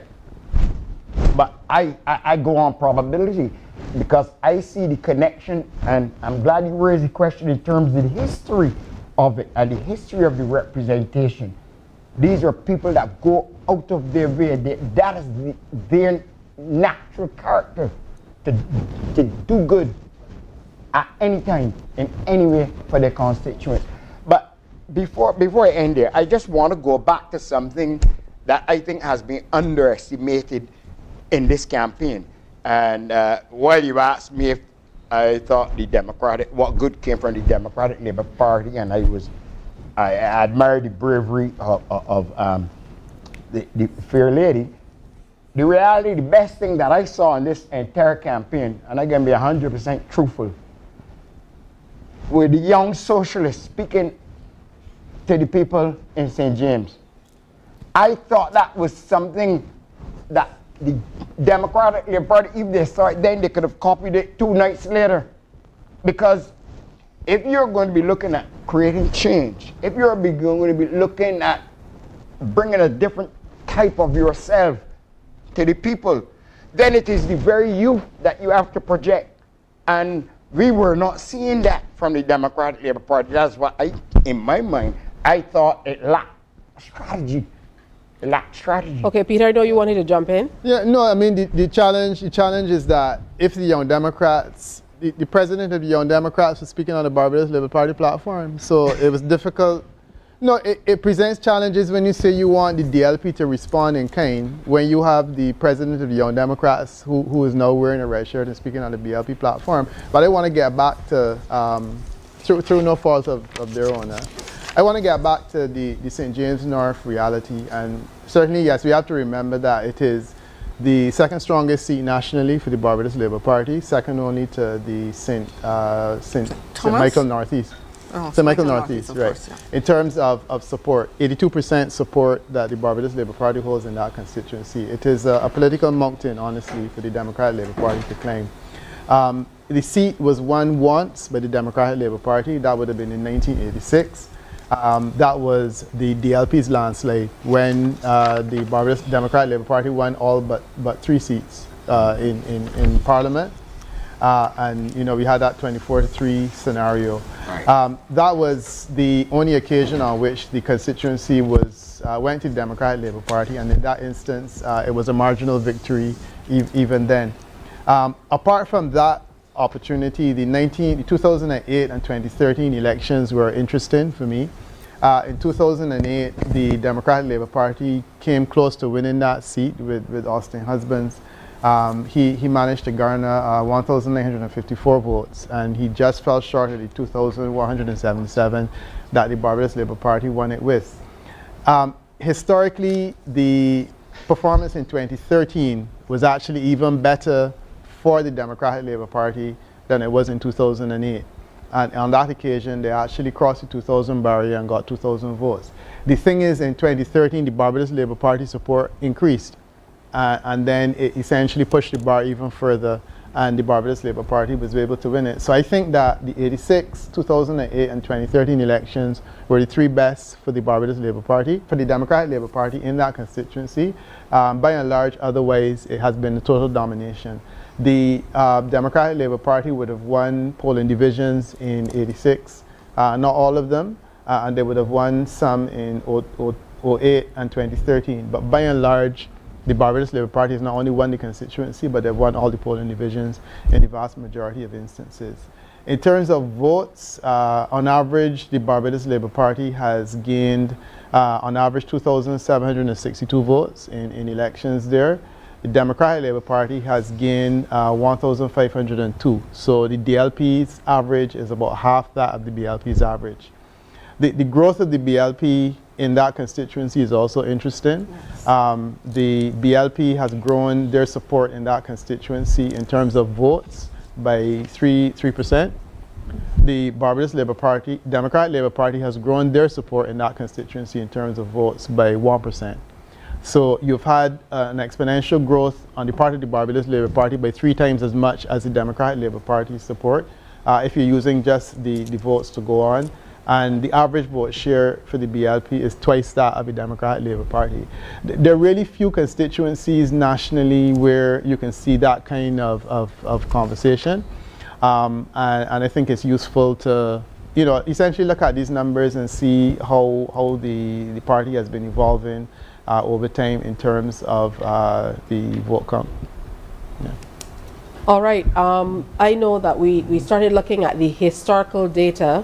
Let's talk a little bit more about a question I posed a little bit earlier about the broader implication across the country for this election. You classified it more or less, Peter, as a political mountain in terms of being the second most favorable seat to the Barbados Labour Party. So the performance in this particular seat, what implications do you see it will have for the strategies that not only the Democratic Labour Party, but other upcoming parties, some you mentioned, and maybe other implications, other independents and parties will have to employ as they look toward future elections? For you, Peter. Sorry, I thought you were presenting that question to Liz. So you're asking about the implications for other political parties? Other political parties and independents, based on all that we're seeing with this particular campaign, where all that you've laid out is that you're seeing a relative unknown, someone who's been more or less quiet, who's come to the fore for what you have deemed as a political mountain, more or less, one of the more popular seats. What does this mean in a national context for others who might want to contest other seats? Because we're looking at a situation where it's 2-4 with the 30 love. So isn't every seat practically a mountain to overcome at this stage for other parties? No, but there's some that are easier to win. I've made the point that if you look at ground zero for the Democratic Labour Party should be St. Philip, the two of the 3 seats in St. Philip, the St. John seat. Those are the ones that one could say the margin of victory is more likely and they're closer. To me, that's political goal. That's the most expensive real estate for the Democratic Labour Party. So I am less concerned about St. John. Certainly if I were the DLP, I would be less concerned about St. James North. So I mean, what happens tonight is important, but ultimately their real estate exists elsewhere. My sense is that the DLP needs to guard that real estate and essentially invest in a level of familiarity. And it's interesting that you say that, because we look at the St. Philip North constituency, where the Democratic Labour Party has put a brand new candidate in there. They've nominated someone. They have essentially jettisoned the person who has done so well in it. Now, my sense is that the decision is that they're going with they're going with new candidates, and they want to essentially blend new talent in the constituency. And I would say fair enough to that, but it is risky.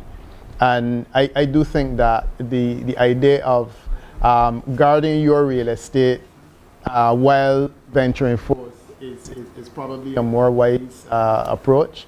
But it appears as though the DLP is also willing to risk that level of real estate again, which I find is interesting. But new candidates, and then we say what they can learn from this.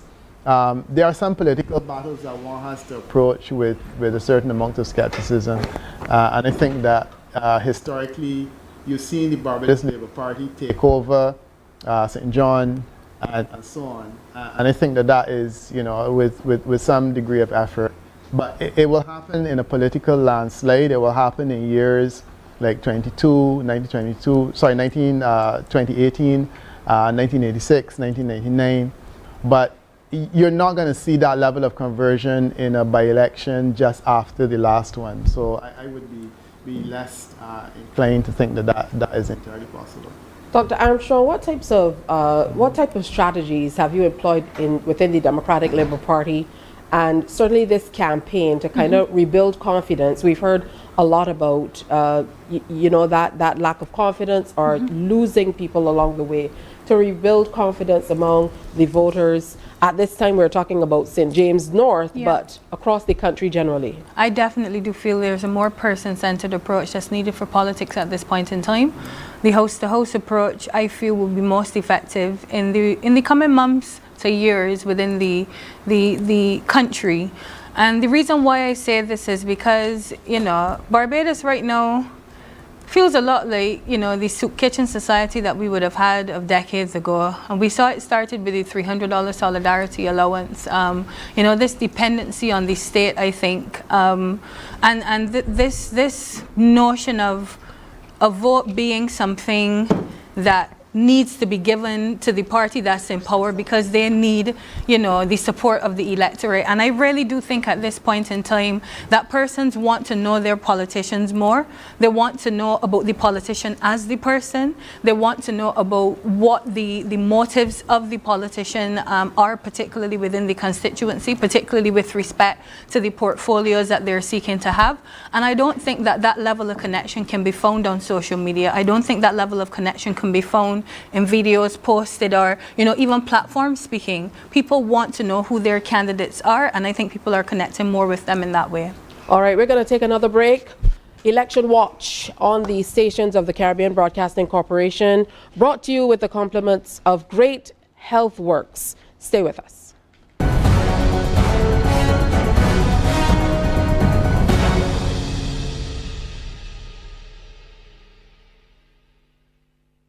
From Great Health Works, the makers of Omega XL, comes Strong Heart.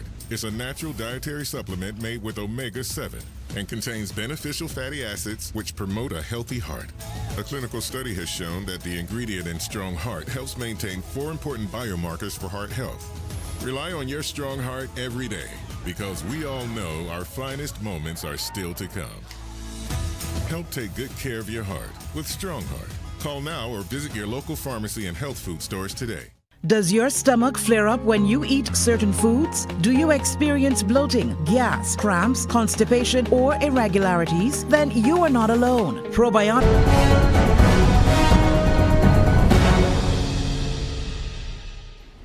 Welcome back. The time is quickly going by, just about 15 minutes to go before the 10 o'clock hour. And I think as we were estimating how things would go with this constituency, we did not see that at this stage we wouldn't have any numbers to bring to you as yet. I am told we should be hearing something pretty soon.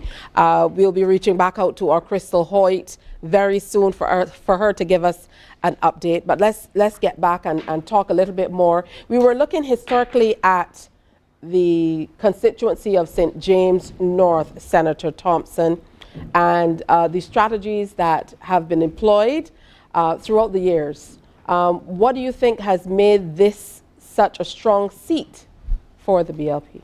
I think exactly what Ms. Armstrong said, the kind of very personal contact by its members of parliament, with whom clearly the constituents have been very pleased. In fact, if Peter is right, and I think he is, that the actual number of electors is more 6,500 than 85, then it shows really the domination of the Barbados Labour Party and Eddie Hinkson's own personal support, strong support in that constituency. But I agree that our people need to get on the ground and do house to house. I think the parish speaks, which is unprecedented in political history in Barbados, is also very effective, and the rubbing shoulders. I think that this is what has made us popular in that constituency. In addition to that, people know that they only get service from the government when the Barbados Labour Party is in government in St. James North. They know that for a fact. In addition, I think it is also recognized that we collected enough gas taxes to build new courts, to put new judges in place, to stop the downgrades and get upgrades, to build a new geriatric hospital, because there's a great need for geriatric beds in Barbados. So this is what we are doing with the gas and the other taxes, and the people in St. James North and Barbados know that. But personal contact and building relationships is very important. Earlier we heard a loss of trust in the political directorate. It is interesting because the United Nations has done a lot of research on this area, and it isn't just a Barbadian phenomenon, it is a global phenomenon, that there is a distrust of politicians and officialdom and institutions, recognized institutions. And I mean, you only have to look at the fact that people prefer to take their information off of social media than from traditional tried news services. So a person who has no information could get on social media, as she did yesterday or day before, to say that the government is getting repatriation money, teething it, and giving out 300. And people will believe that rather than check on BBC or some serious news service to see what the reality is. It is interesting, that person, you could hear the Democratic Labour Party's meeting being played in the background as she was talking, whoever she is and whatever made her do that. So this is a concern, but it is the nature of life, and in fact it is part of the desire people have to be more involved in their governance, to have a greater say, to feel that they have information at their disposal and they are able to use it to make whatever decisions they choose. So we are seeing a global phenomenon. But I think that relationship building in St. James North and the delivery of goods and services for the constituency, and Chad has a constituency manifesto that is really very impressive. He's already put a tech hub, I can't remember what he's calling it, and numerous other initiatives in place that he has pledged to continue from tomorrow, and therefore I think we are going to see that he is going to have an even improved result as he goes on to serve the people of St. James North. Well, I know we touched a lot on crime and cost of living in terms of the hot button issues that came to the fore on the various platforms across the political divide, all across St. James North. But as you mentioned, Senator, there were a number of other issues that came up: youth empowerment, technology, even agriculture. Based on your movement within the constituency, I'm interested in hearing what you feel your strategy should be going forward in terms of what you tackle, not just in terms of from door to door, as you mentioned, but the areas that really need to be arrested and tackled for the benefit of those in that constituency. I definitely think transparency is the biggest issue as well. Obviously, it doesn't start with a C, it starts with a big T. And integrity is another issue that I do feel that the constituents of St. James North were concerned about. So back to and I love how the Senator is setting the back-end wicket for me at this point in time, because when we mentioned the sewage tax, I don't think the government mentioned that the revenue of the sewage tax is accounted for in the actual budget and the estimates projected. And I definitely do feel that, again, Barbadians wants to know, where that money is going. I asked for the specific figures and they still haven't been given. Again, if you're going to account for what was done, what was built, what would have happened with the funds, say how those projects were undertaken and give account for those funds as well, and let the electorate determine whether or not those funds are being adequately managed at this point in time. So transparency, and this government spoke about passing integrity legislation. I could say for the longest time I think the integrity legislation was supposed to be put in place, and up until now we haven't seen it. Dr. Brathwaite, these hot button issues that we talked about outside of the main ones that we mentioned, do you see them having a far-reaching impact on the way people vote going forward? I think at this point in time, I think people rather have a message of hope as opposed to some of the messaging that I was hearing in terms of a constant hopelessness. And it is essential to give young people and to give your constituents something to hold on to. And this is not to bamboozle, but it is also to demonstrate that building a country, transforming a country, it takes time, it takes process, it takes prioritization, it takes reprioritization, it takes a lot of these things. And it brings me to one of the things that I heard in terms of the promise made by Mr. Blackman in relation to the combination of youth, agriculture, and technology. I think those are three things that can enhance, and I hope he has success in his project. It offers that type of hope, and I hope it is something that is transferable across Barbados, regardless of whether the Democratic Labour Party is in a particular constituency or not. I think it is types of initiative that you have to be, indeed, we need a vision for 2050. Because we can't wait till 2049 to do it. I might be dead and gone. But realistically, it is about giving people hope, inspiring people. We look across, we are seeing there's been degradation in relation to the society and values and norms. But yet at the same point in time, we want to bifurcate things in terms of talking about morality over money. That is not going to inspire people. There is a certain sense that in one way we become individualistic, materialistic, but we have to give some sort of impetus to building communities again. How do you do that? You got to get people involved. You get people involved, you get people doing things together, and you let them know that it doesn't always have to be top-down approaches, but a lot of these things can come bottom-up, but you just need someone there leading it and guiding it. And I get the impression, listening to Chad, that is what he would do. I get some of that also coming from Ms. Dujon, that she can inspire. But as I said, as far as I'm concerned, she was operating in a dichotomous sphere, where she wanted to say one thing, but there's a louder national message where it was about attack, rather than how can I help people to reimagine a Democratic Labour Party and a Democratic Labour Party leading Barbados. I don't think that was done by the leader of the opposition, and I thought that should have been one of his prime aims,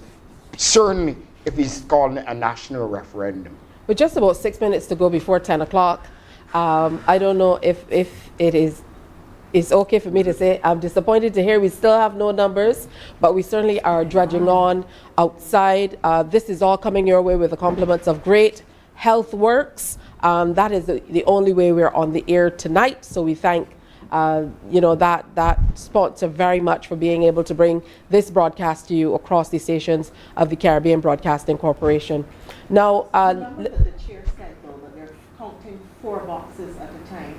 And I think there are 10 boxes, Peter, in the constituency. So I think once the results start to come in, they're going to come very, very quickly. Yes. All right. I believe we're going to head back out to our Crystal Hoyt and see if any of those 4 initial boxes have been counted as yet. See what's happening there on the ground at the Gordon Greenwich Primary School.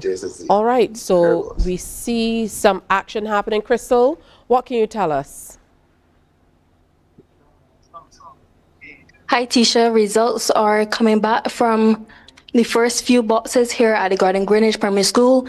Presiding Officer Leonard Walters is currently writing on the board, sharing that in SA1, 292 for Chad Blackman, 15 for Felicia Dujon, 0 for Alex Mitchell, 0 for Stephanie Williams.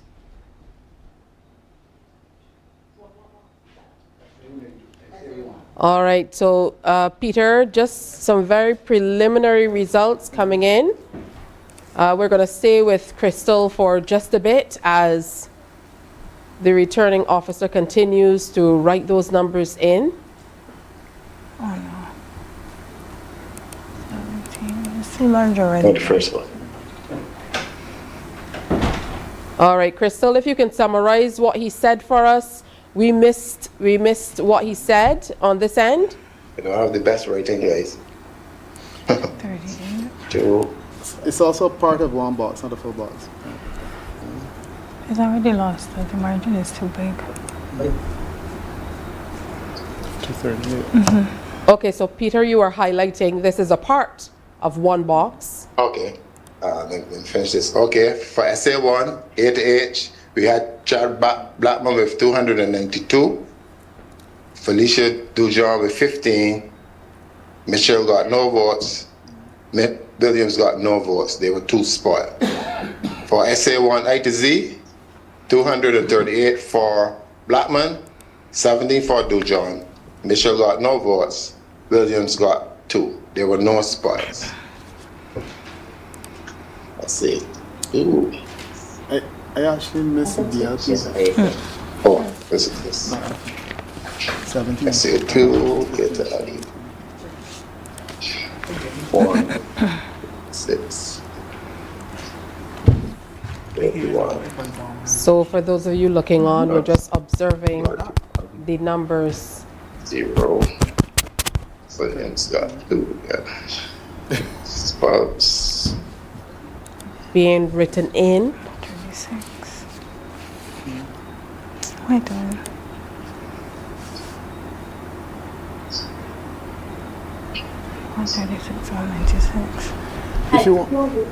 If you want, we can talk about Excel. And again, very preliminary results. As mentioned, Peter, just a part of a box, but we're seeing those big numbers that you talked about, Peter, and Good. early I on. said 2. One moment. We had A to I, we had Blackman with 186, Dujon with 31. Mitchell did not score any in that box. Mitchell got 2. Williams got 2. For box SA2 J to Z, Blackman got 196, Dujon got 23. Mitchell did not score in that box, and Williams got 3 votes. There were no spots in any of those 2 boxes. Okay, I'll be back with you shortly to give you another 4. One whole 4. Thank you.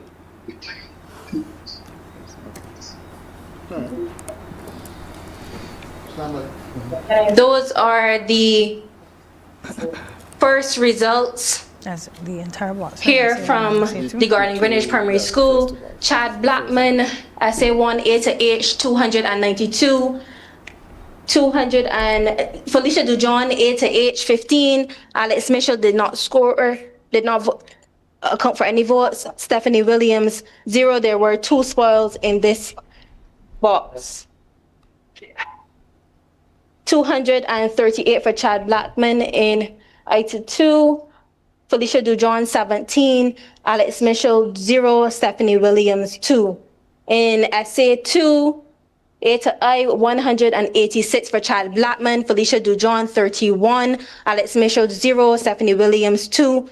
There were no spoiled votes.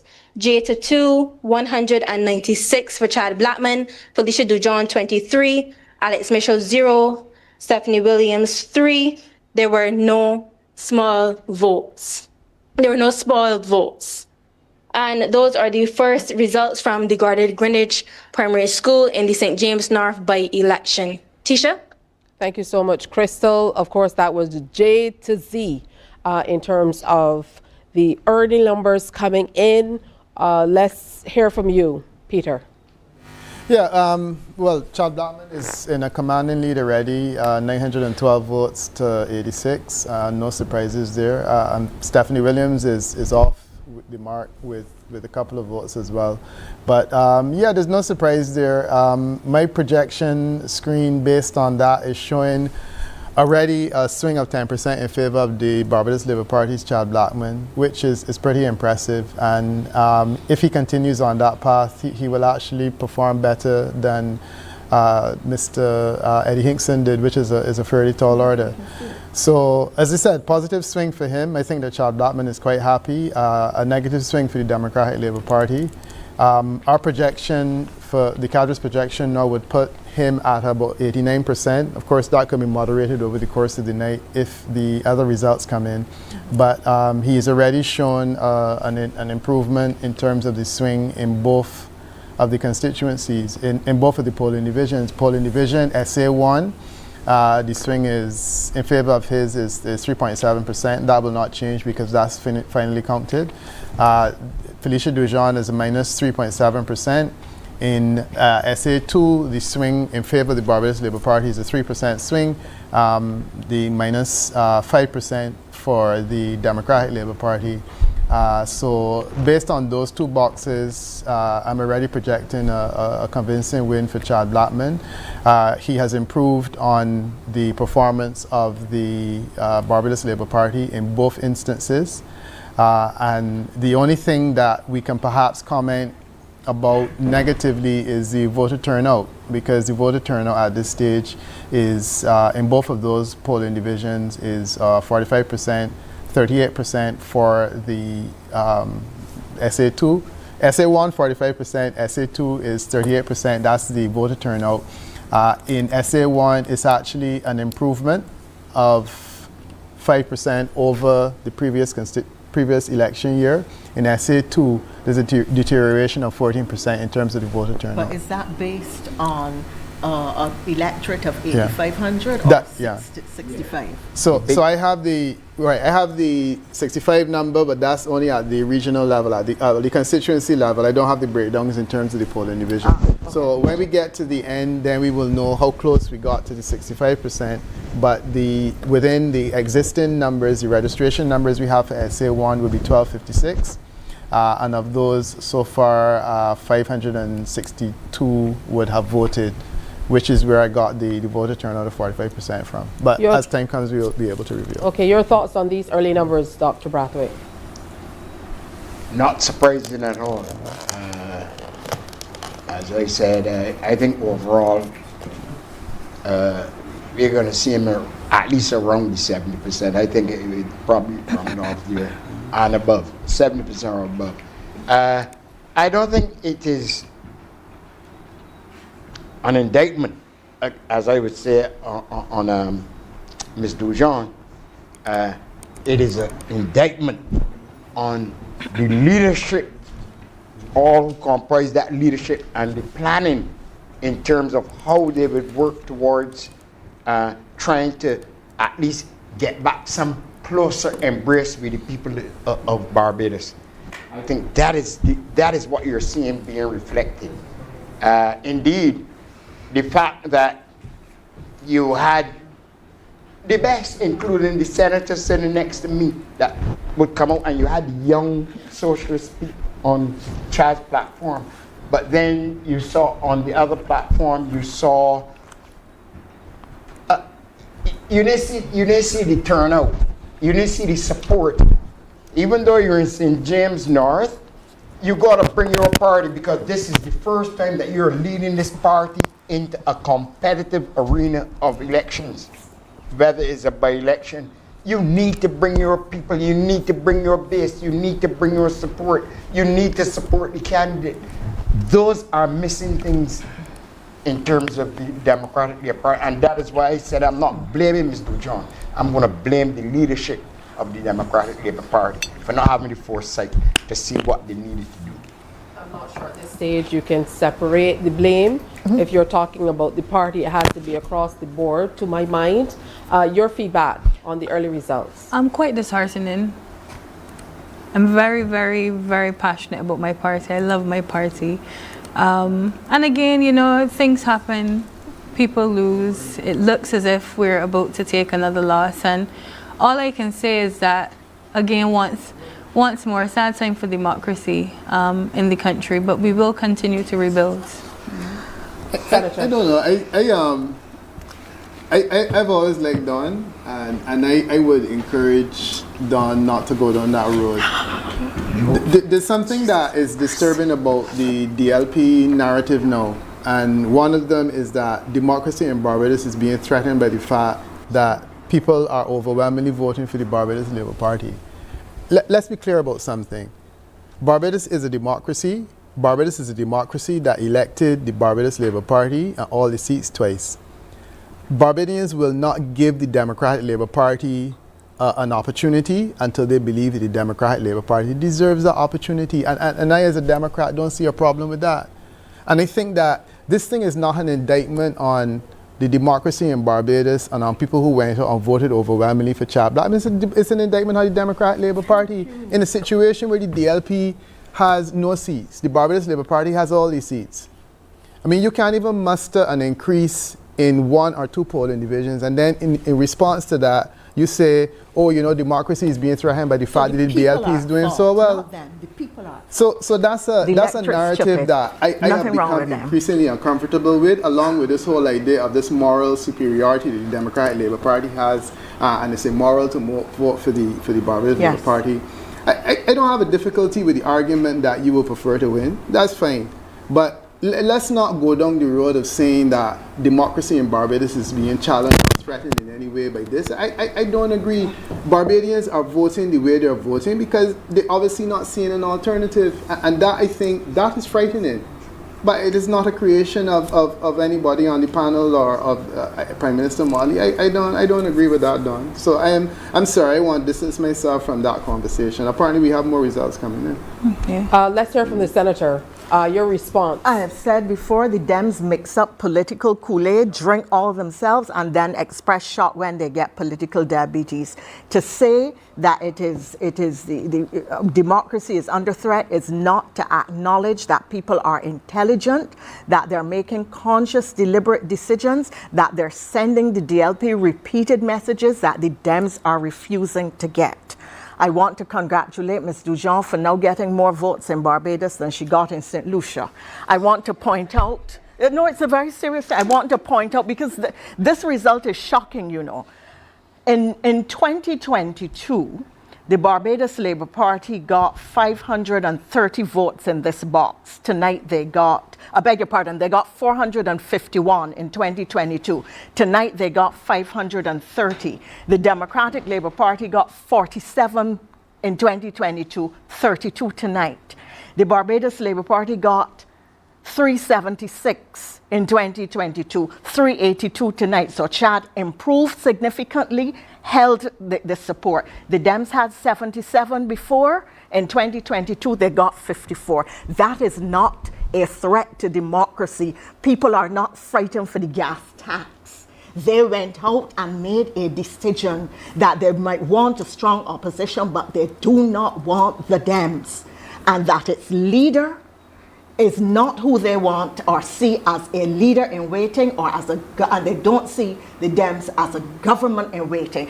And tonight, and you said it, Peter, all of the rhetoric coming from Ms. Armstrong was highly negative. Their platform was highly negative. In a contest where there were serious issues for discussion, their candidate decided that on the last night of the political campaign, the best she could do was to go on the platform in a bee suit to display herself to prove what?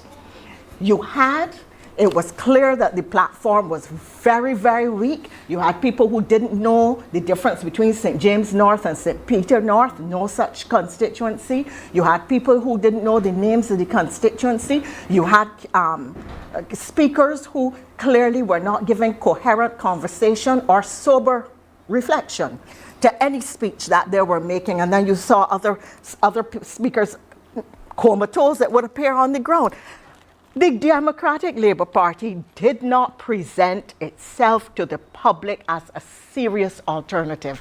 And it isn't that people think Mayor Motley is perfect, and it isn't that people think the Barbados Labour Party is perfect, or that we are not making errors. We do. And we try to correct them when we make them, and we listen. And that is the difference between the Barbados Labour Party and the Democratic Labour Party. The public is telling you all something. Listen to what they're saying. Try to course correct. Don't then turn around and say, well, y'all didn't vote for us. That's a problem for democracy. Y'all are idiots.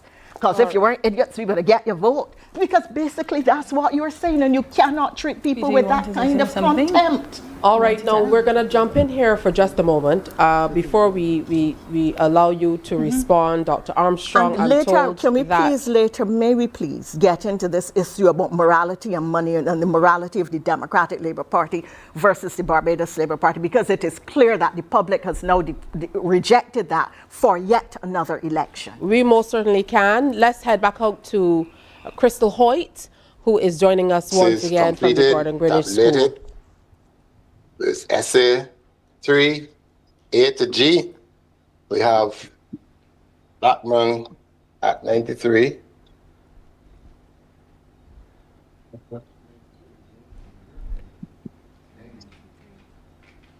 Lou John at 30. Mitchell at 0. And Williams at 1. There were no spots.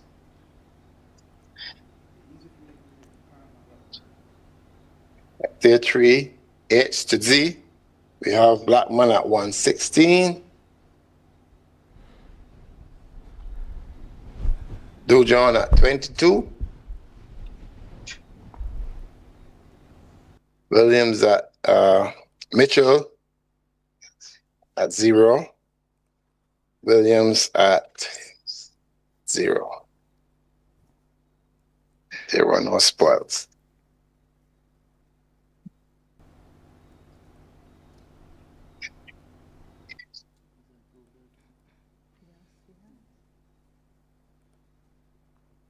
SA4, A to G, we have Blackman at 83. Lou John at 38.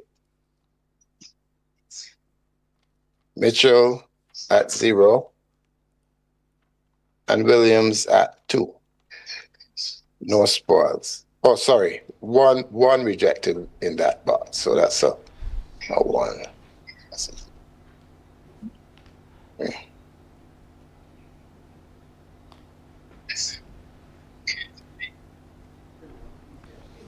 SA4, H to Z, we have Blackman at 113.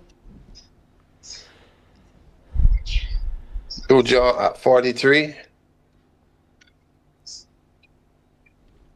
Mitchell at 2. Williams at 2. Or spoils. So that's your 4. SA3, let's go again. A to G, it's 93 for Blackman, 30 for Dujon, 0 for Mitchell, 1 for Williams. At SA3, H to Z, we have 116 for Blackman, 22 for Dujon, 0 for Mitchell, 0 for Williams. At SA4, A to G, we have 83 for Blackman, 38 for Dujon, 0 for Mitchell, and 2 for Williams, with 1 spot. At SA4, H to Z, we have 113 for Blackman, 43 for Dujon, 2 for Mitchell, and 2 for Williams, no spots. Okay, I'll be back shortly with another 4.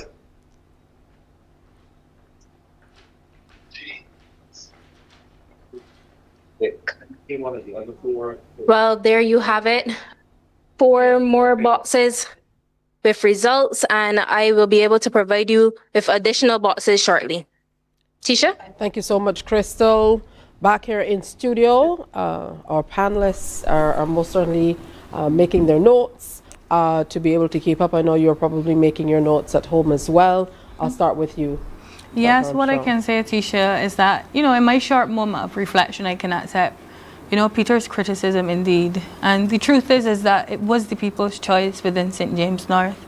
And I do hope that Felicia comes back stronger as we are on the cusp of what should be a constitutionally due 2027 election.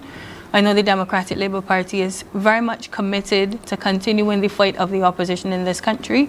And I definitely do hope that we can rebuild the trust of the electorate at this point in time.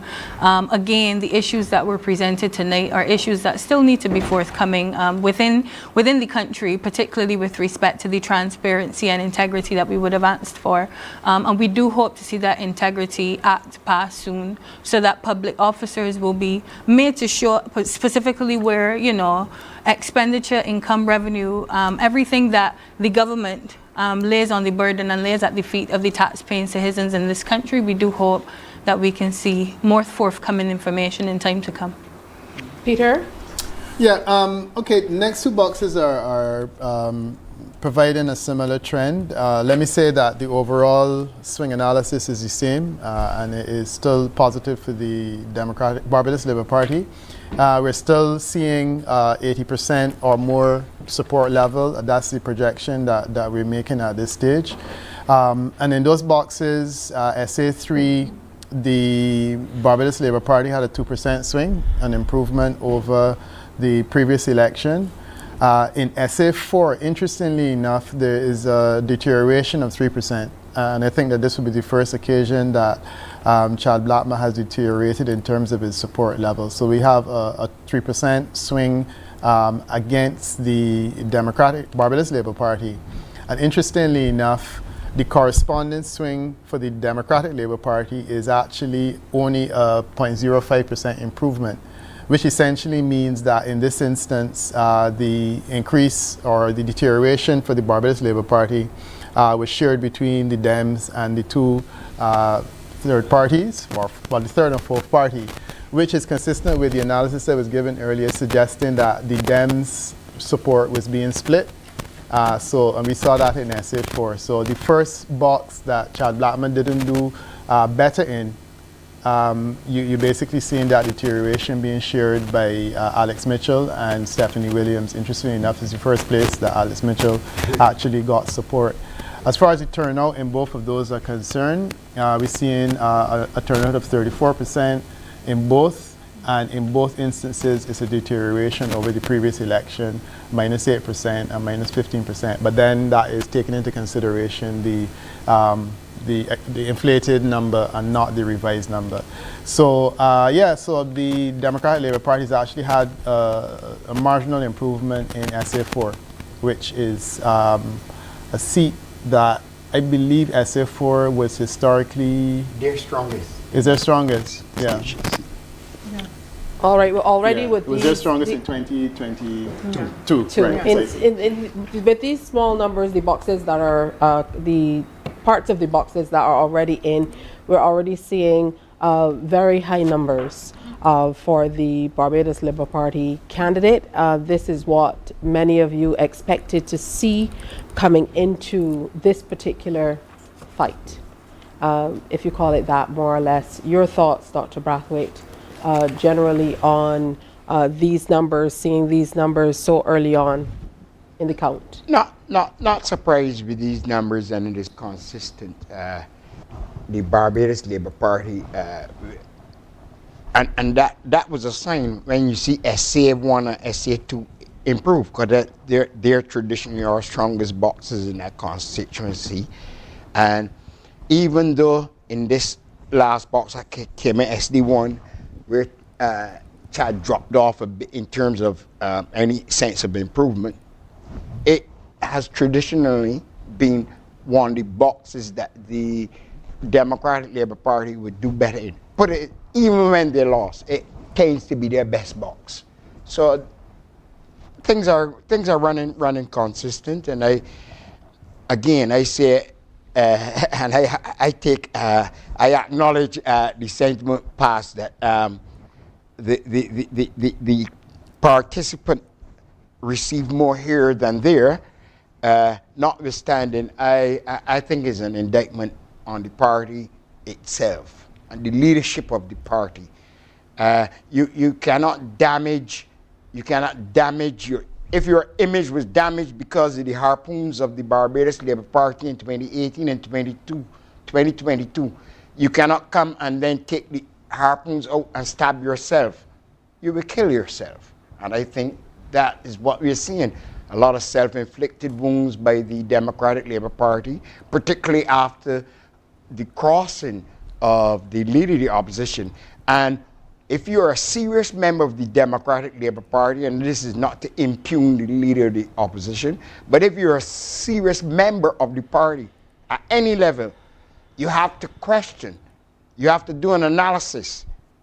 Has there been an addition in terms of our chances, or has there been a lessening? And it looks to me that these early results are suggesting there's a lessening. So I do not think Ralph Thorne is popular enough to carry. I don't know if he will survive by the time the election is called, because even after this by-election was called, you saw another bleeding in terms of the party. And I think you got to fix these dynamics. You got to capture the imagination of people. That is what I talk about, strategy. Now, Dr. Armstrong, based on the numbers we've seen at the crunches, we've been able to bring up, some of the comparisons. Yeah. And as Peter mentioned, there's been a swing away from the DLP in some instances. Your response? I think now is the time to take defeat with your chin up. And I do definitely feel it's a time for introspection within the party. And indeed, a sound analysis, post-mortem, definitely will be undertaken, because it is just, as would have rightly been said, a referendum, not just on the leadership of the government, but on the leadership of the party.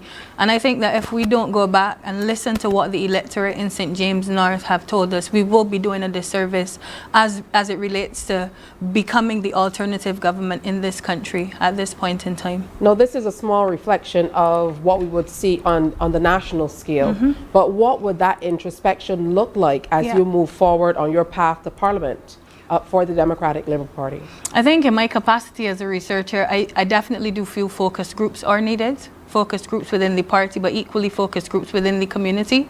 So as the government runs their parish speaks, I think it will be an opportune time for us to head out into the community and undertake some solid research to hear the views of the electorate, not just within St. James North, but across the country.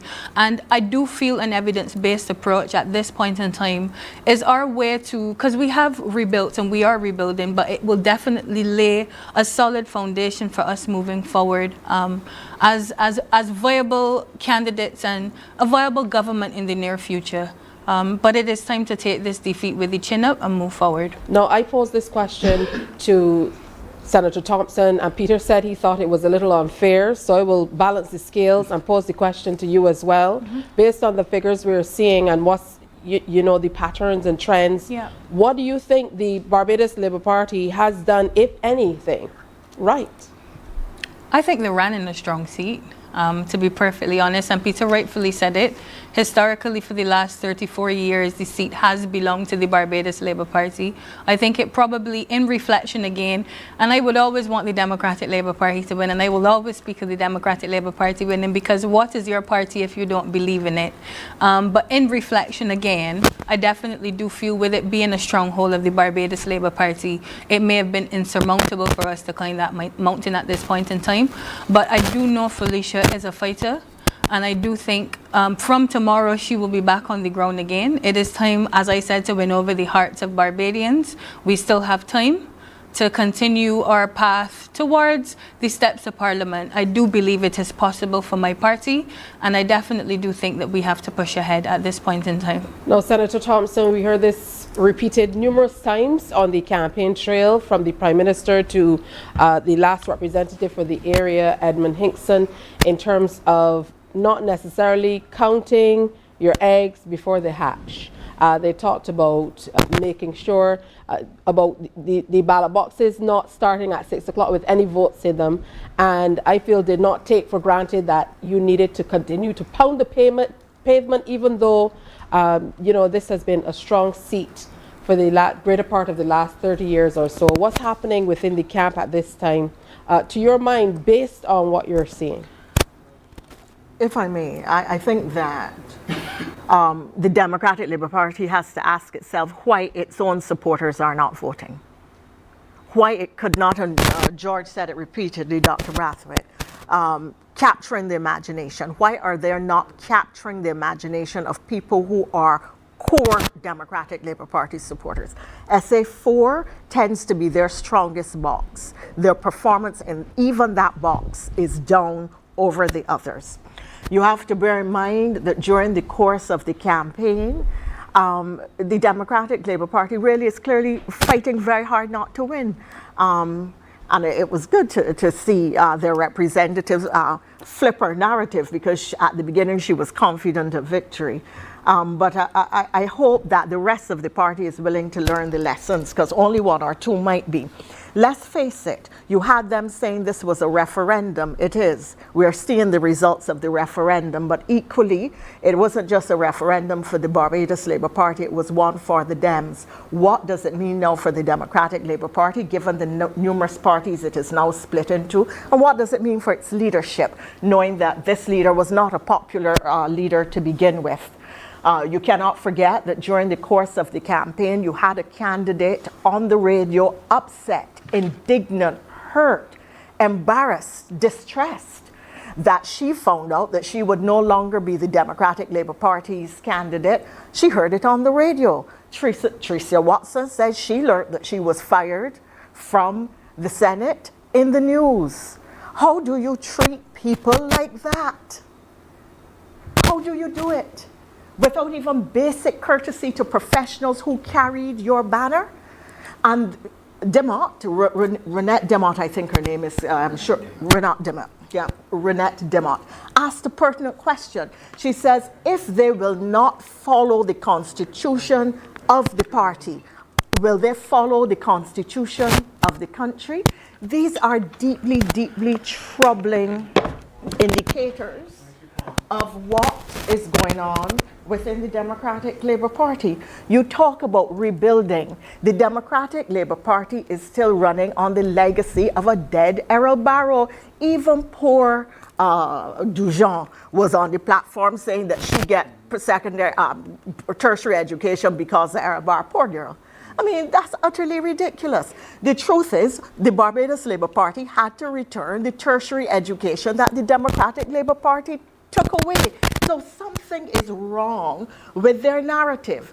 Then this thing about democracy being under threat and the Prime Minister's ability, it's her way or on the highway. It is clear that if you disagree with Ralph Thorne, you get locked out, no matter what you have done to help the Democratic Labour Party, no matter how many miles you walk with Errol Barrow, no matter if you supported it in their worst times or the best times, even if you're an old woman like me, the gate is locked against you and you can go outside or be in a bottle. I mean, this is what is going on, and they need to understand why it is people were not prepared to support them. It is for these reasons. Okay, I asked you to share with us what you thought the feeling would be in the party. Let's hope that when we come out for this interview, I'm going to get the response that I wanted on this one. We're heading back out to Crystal Hoyt, whom I'm told has been able to secure an interview with a member of the Barbados Labour Party. Crystal. Tisha, I'm here with Minister Carrie Simmons. Tell me your thoughts about these early results so far. Well, two things really. First of all, it indicates to me fairly clearly that the Democratic Labour Party and its candidate has not resonated with the people of St. James North. I am not a mathematician, but I believe that the returns that we're seeing is suggesting that there is a swing in favor of government as opposed to government, as opposed to against government. And that swing probably could be in the vicinity of 3 to 4%. The question obviously is going to be asked why? Because against all the noise and the criticisms and the grievances that we heard from the Democratic Labour Party with regard to the policies of the government, one would have expected that if this was a substantive set of criticism, that people would be engaging with the opposition. I think that this is bearing out another issue. And that is that the grievance politics of the Democratic Labour Party of today is not working for Barbadians. You cannot just come and complain about every single thing. You cannot, without any shred of evidence, condemn a whole cabinet and the Prime Minister of the country continually every night for being corrupt, for being an oppressive government. These are things that require some substantive evidence. There's been no engagement on matters which are very, very important to the future of Barbados. So the Democratic Labour Party's platform has been utterly silent on the future of the energy sector. How do we make renewable energy work more effectively to ensure that the cost of living in this country comes down?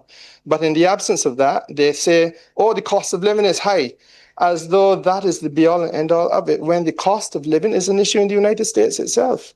It's an issue in Canada, in Canada's past election. It was an issue in Trinidad and all around the world. They do not make any contact with the critical issue of climate change, how climate, for example, is now impacting on the agricultural sector. And that is a major concern for countries all around the planet. But this Democratic Labour Party, I don't think has had one single speaker who's uttered the word climate change, except to rubbish it as an issue, as they have rubbish resilience, as they have rubbish sustainability. But again, I ask the question, how do we live in this new environment where the climate is changing if we don't try to be as sustainable as possible? And is everybody else not also speaking the language of sustainability? You spoke about what the Democratic Labour Party did wrong. What do you think the Barbados Labour Party did right then? I think that exactly that. I think that the appearance of success in this campaign and this election so far is that we are saying to the people in a very serious way the things that are concerning them and talking to them about issues that they're trying to grapple with and helping them to understand where solutions can be found. And we have never shied away from this. So that every month we do, for example, a parish speaks or have an ideas forum where we're inviting Barbadians to sit and talk with us. And we have a Prime Minister without a filter speaking to you about the issues that are affecting you and trying to get you to understand that, yes, water resource management in Barbados is critical, for example, in this constituency and across the north of the island. But guess what? It is also linked to the cost of the amount of debt that the country has and the borrowing that we must do. And that is part of the reason why the Prime Minister must constantly be engaging with the wider world, because for every kilometer of new mains that we must put down, we got to look for $2.5 million. And therefore, if you had to do 1,500 kilometers of mains, you're looking at billions of dollars. Where does this money come from? But if we don't replace the mains, then we can't provide water to the people of Barbados because we're losing 25 to 30% of the water that the Water Authority produces every single day. in Rusty Mains. These are issues that we have talked through with this country. But again, we have an opposition that is failing to make contact. And I believe that the people of Barbados are recognizing that the Democratic Labour Party is becoming increasingly irrelevant.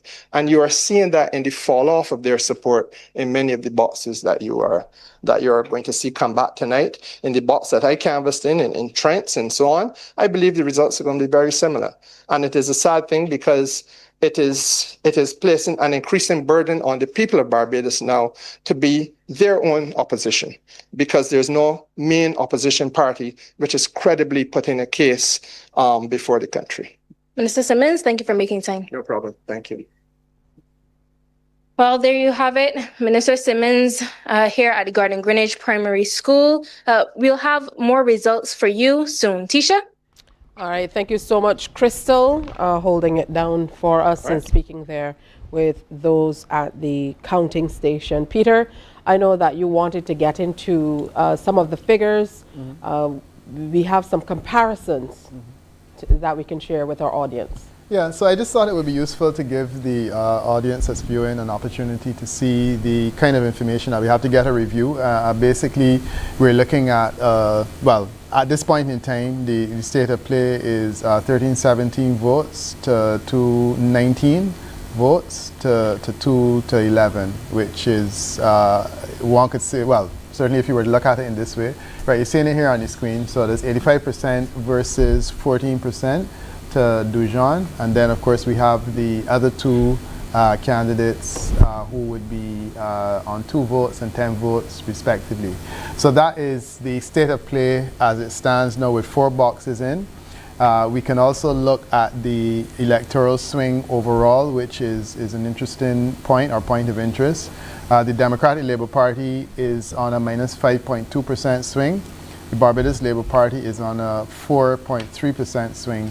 And the cadres projection, which I've included here for you, shows that at this rate, the anticipated outturn for the for Chad Blackman for the Barbados Labour Party will be 85% support, which is a 4% improvement on the previous election. For the Democratic Labour Party, it's a 5.2%, sorry, a decrease of 5.2% over the previous election. And the projection for them would be at this stage looking like something like 14% that we're seeing for the Democratic Labour Party at this point. I'm sorry, let me just get the actual screen again. Sorry, 18% support versus 84% is what we are seeing at this stage in terms of an overall projection.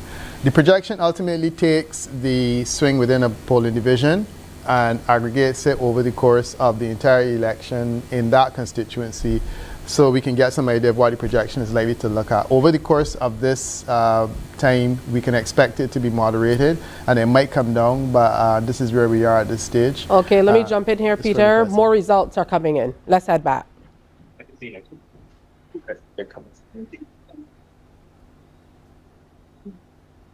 Okay, we're back with another round of results. I will.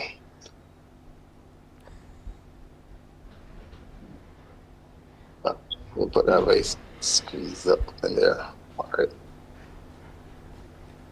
162 35.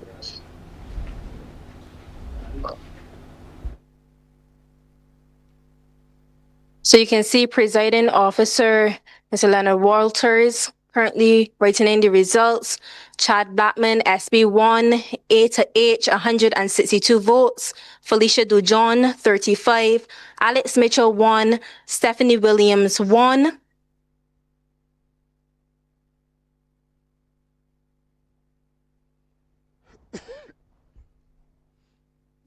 SB1, I to Z, Chad Blackman, 113. Felicia Dujon, 23. Alex Mitchell, 1. And Stephanie Williams, 1.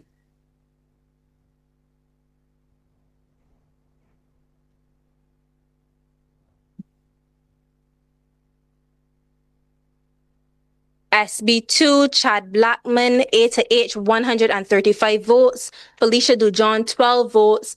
Alex Mitchell, 0. And Stephanie Williams, 0. No spoil votes.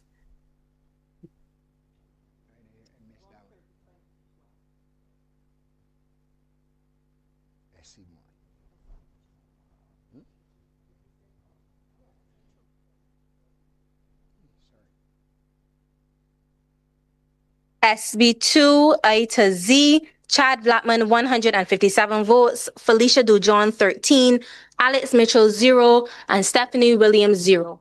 So the results for the next two polling districts. First, SB1, box A to H. It's Blackman at 162, Dujon at 35, Mitchell at 1, and Williams at 1. There was one spoil in that box. At box SB1, I to Z, you have Blackman at 113, Dujon at 23, Mitchell at 1, Williams at 1. No spoils. At SB2 now, you have A to H, 135 for Blackman, 12 for Dujon, 0 for Mitchell, 0 for Williams, no spoils. And final for this round, box SB2 I to Z, it's 157 for Blackman, 13 for Dujon, 0 for Mitchell, 0 for Williams, and no spoils. I'll be back with you again shortly. Well, there you have it, Tisha. Another set of results here at the Gordon Greenwich Primary School. Thank you so much, Crystal. The results, more results coming in. I'm going to head on over to Dr. Brathwaite as we get some of those figures together to be able to share more comparisons with you. Dr. Brathwaite, your thoughts? Again, running through the form. Indeed, if I'm reading this thing correctly, even this seems even a pickup in terms of SB2, where that has been perhaps the weakest area, or one of the weaker areas for the Barbados Labour Party. Peter can correct me, but it seems as though that Chadno has made a significant improvement there, and that is telling. That is very telling. True to form. I don't know what more I can say except that I wonder at this stage what is the leader of the opposition saying to himself. Indeed, part of leadership is to recognize that even if you do not have all the ammunition and all the tools, you have to know how to get them, how to identify them and use them to your advantage. So was he given all the commands without the appropriate internal information? I know there are persons within that party that have some knowledge in terms, certainly in terms of organizing things. Did he rely on them? I'm beginning to ask these questions now because realistically, with all that has happened globally and regionally, reflected within the context of Barbados, with all the talk in terms of particularly crime and the bread and butter issues that we've mentioned, for there not have to be some decline, but rather an increase in the Barbados Labour Party, tells me no, the people definitely were not listening to the Dems. That is an indictment. All right, Peter, can we spend a little time on voter turnout? Mm-hmm. Yeah, voter turnout is, well, that's one of the things that we're looking at, and the voter turnout has, well, let me just give you the essentially the lay of the land in terms of increases and decreases.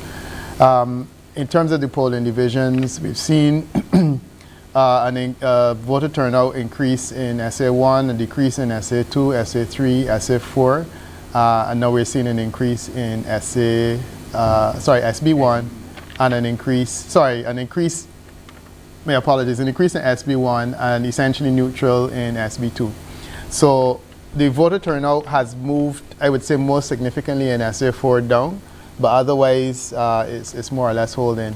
When we get to the end, we will look at what is the realistic voter registration versus what is the recorded voter registration, and we'll be able to give an analysis. But for now, it doesn't appear to be significantly different to what it was in the previous election. But I think the big news in terms of what we're seeing now is the overall enhanced swing in favor of the Barbados Labour Party at this stage. I'm particularly impressed with SB2, which is the Western box. That is showing 8% swing in favor of the Barbados Labour Party, which is really quite impressive. In that instance, the 8% decrease for the Democratic Labour Party corresponds exactly because there was no voting outside the BLP and the DLP conversation. But yeah, I would say that SB2 thus far is Chad Blackman's best improvement, something about which he can be happy. The SB1, a 2% swing in favor of the Barbados Labour Party. So far, the only deterioration we've seen really is in SA4, but otherwise there have been healthy improvements, and the overall positive swing for the Barbados Labour Party is now at 5%. We're still projecting 85% support for Chad Blackman going in, and I can tell you that as a first-timer going into politics, I mean, you can't want it any better than this. You know, if you look back at the kind of support that David Thompson took when he went into St. John, when he took the support, and I'm going to get the numbers shortly, and certainly his wife would have taken in the passing of the passing of David Thompson. These numbers are significantly similar, and it's not in a situation where nobody died, you know.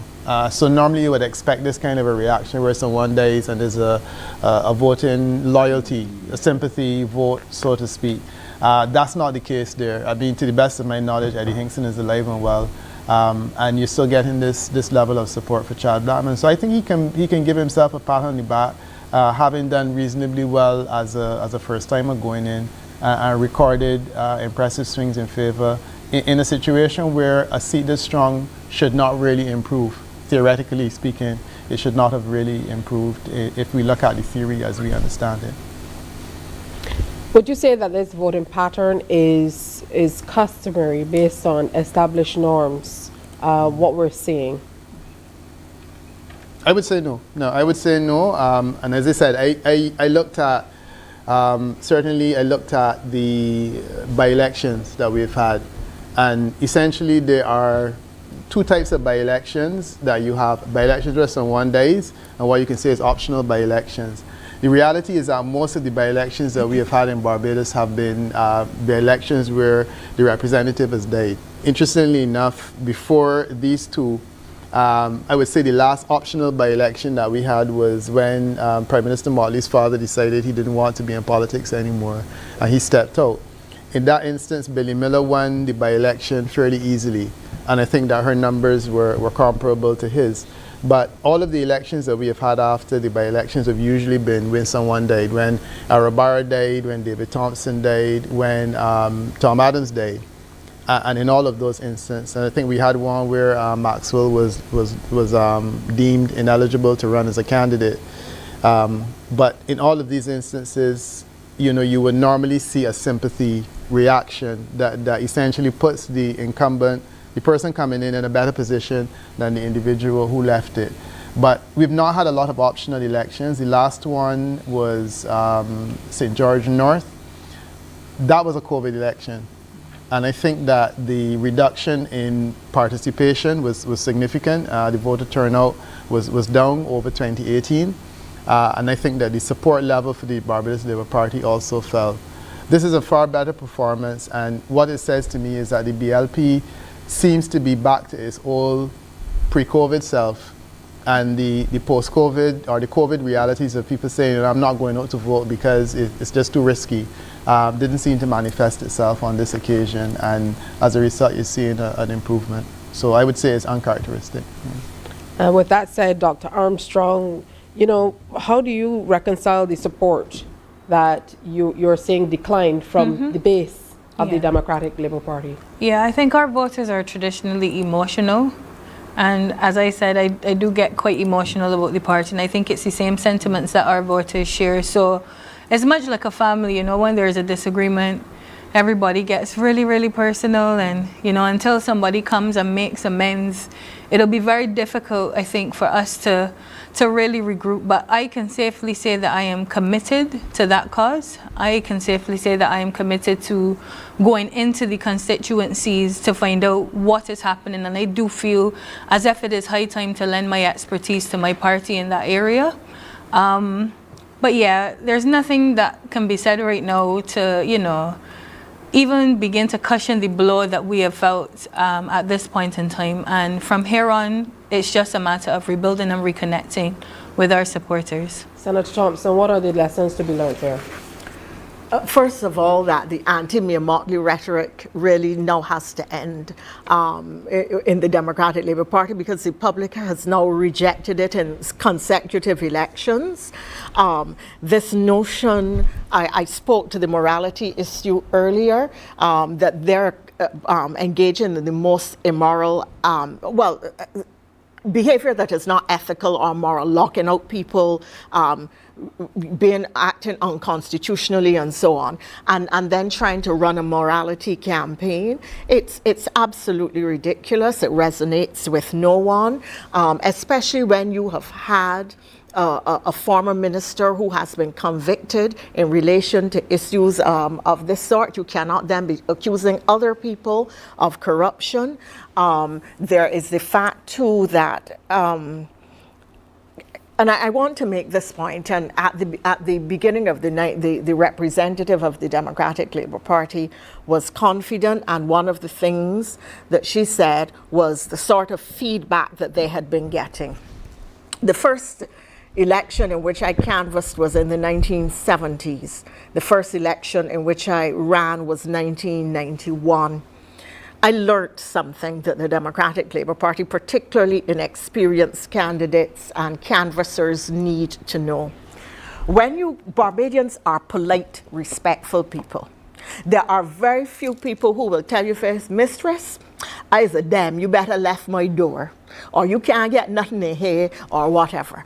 People generally are polite. They will invite you in. They will offer you drinks. If you ask them a leading question, they will go along with it. Yes, you don't find Mia Mottley as a dictator. Well, she's a little rough. She could be rough sometimes, and so they will say things if you prompt them.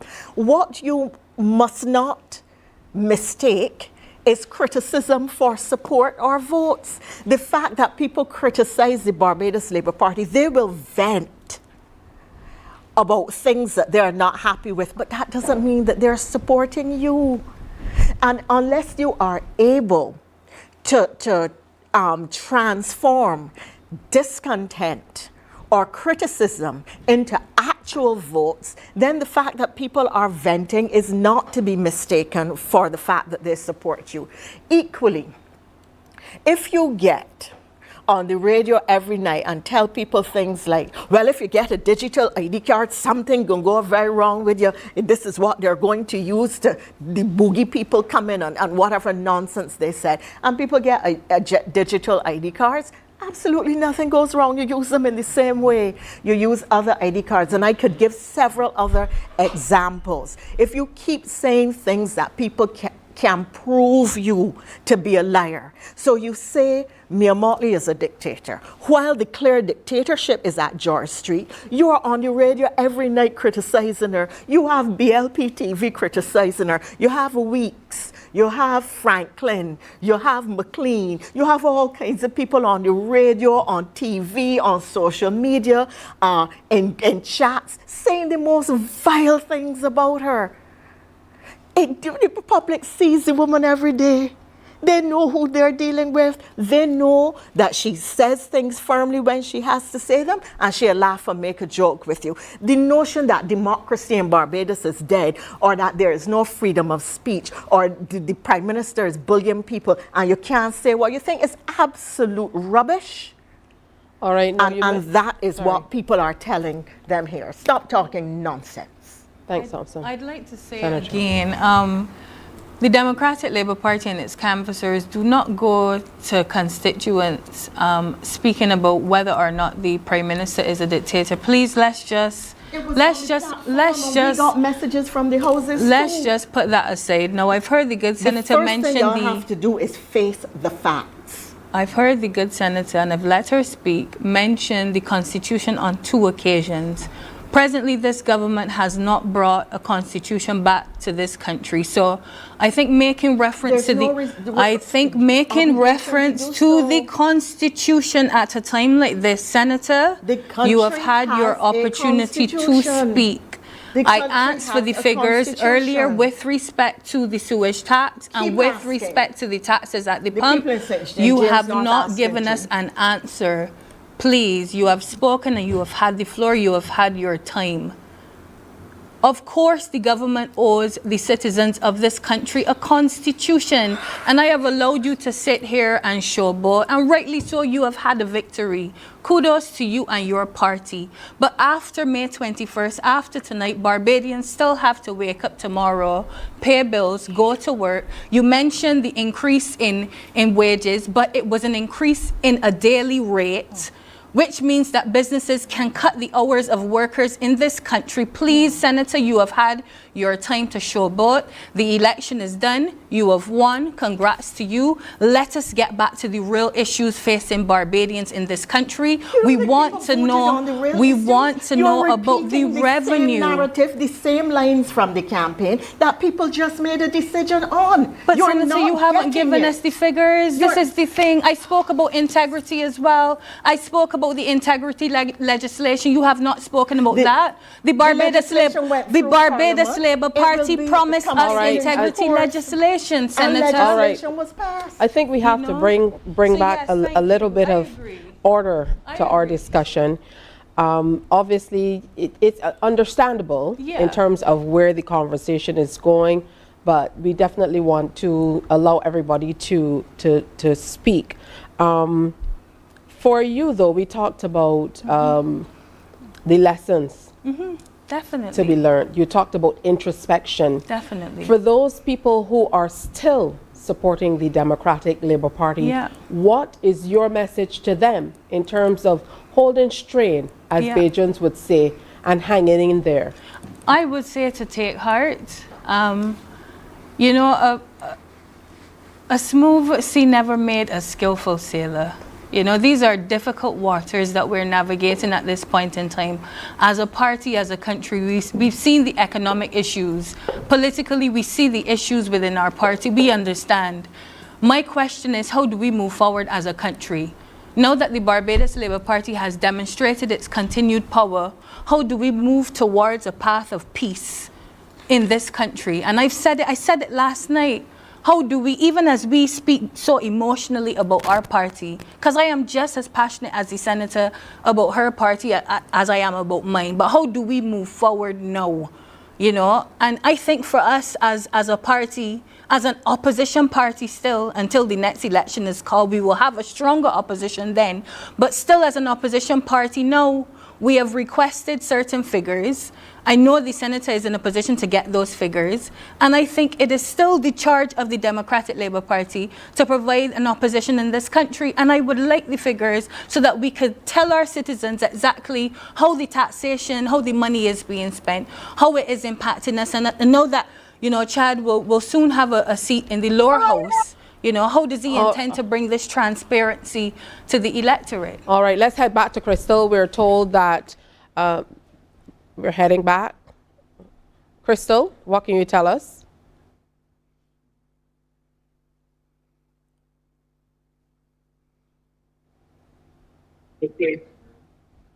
Prime Minister Motley has arrived here at the Garden Greenwich Primary School. She is greeting the Barbados Labour Party supporters.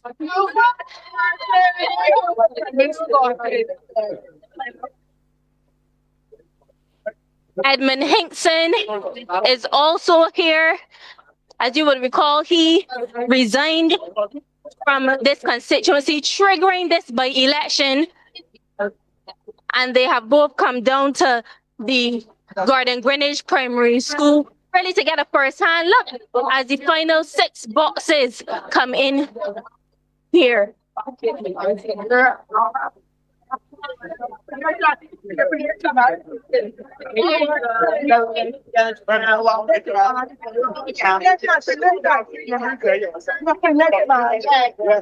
you've obviously moved position.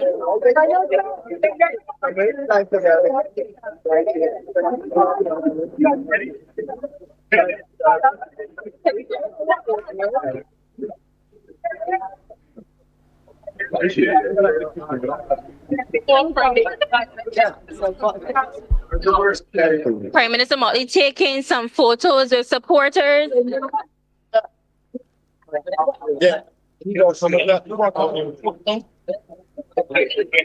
Prime Minister Motley is making her way inside the Garden Greenwich Primary School. Has arrived. The big lady has arrived. Oh my God. Bubble. Yeah, yeah, yes, that is right. Come. Thanks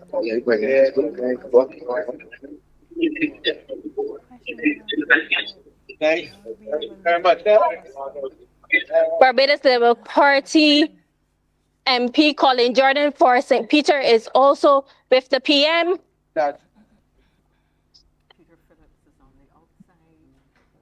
Fall down. Deputy Prime Minister Santia Bradshaw is also on site. Pass me like.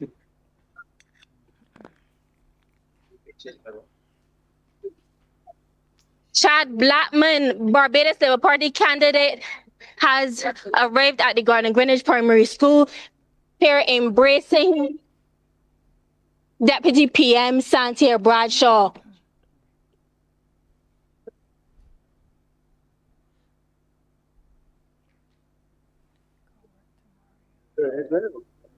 Prime Minister Motley and BLP candidate Chad Blackman sharing an embrace here just outside Garden Greenwich Primary School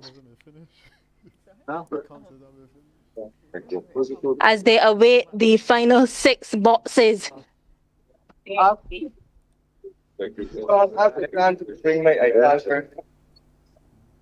I just want to get my trade.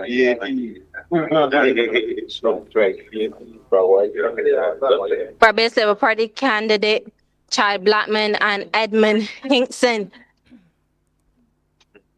the previous representative for this year, who served this constituency for the last 12 years. And they're heading inside. Again, we have 6 ballot boxes remaining. All right, well, thank you so much, Crystal. As they make their way inside, we just want to remind you this is all with the compliments and brought to you with the compliments of Great Health Works, agents for Omega XL and probiotics. Stay with us.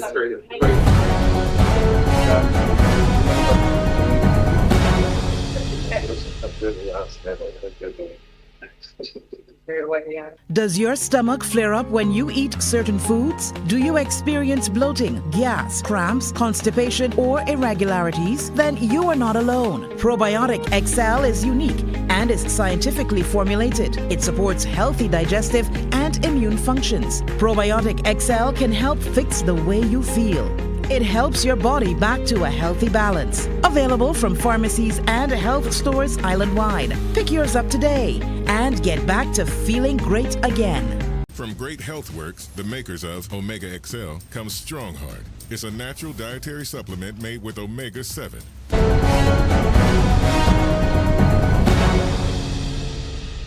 Welcome back to Election Watch. We just observed the Prime Minister and numerous members of the Barbados Labour Party making their way into the inner environs of the Gordon Greenwich Primary School.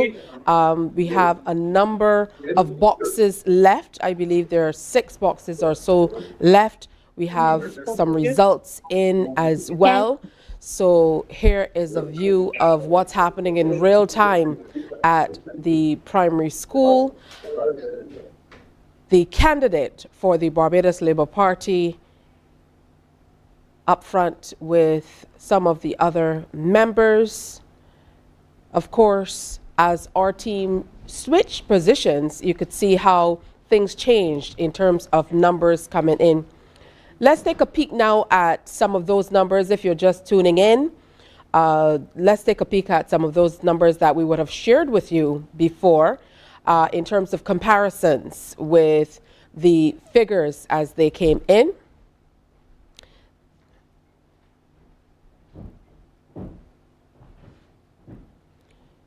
As you can see, Chad Blackman, 1,884 votes to Felicia Dujon's 302 votes, Alex Mitchell's 4 votes, and Stephanie Williams 12 votes, with about 6 more boxes to be accounted for.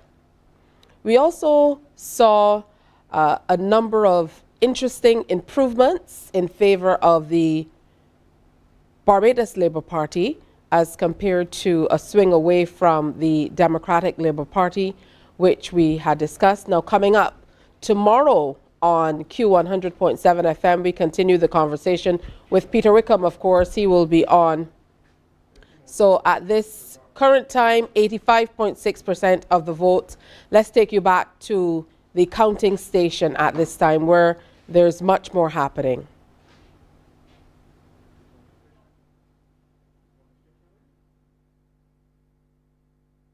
I believe our Crystal Hoyt is standing by to get a further update. We will reconnect as soon as we can. So back over to you, Peter, in terms of all that we're seeing happening.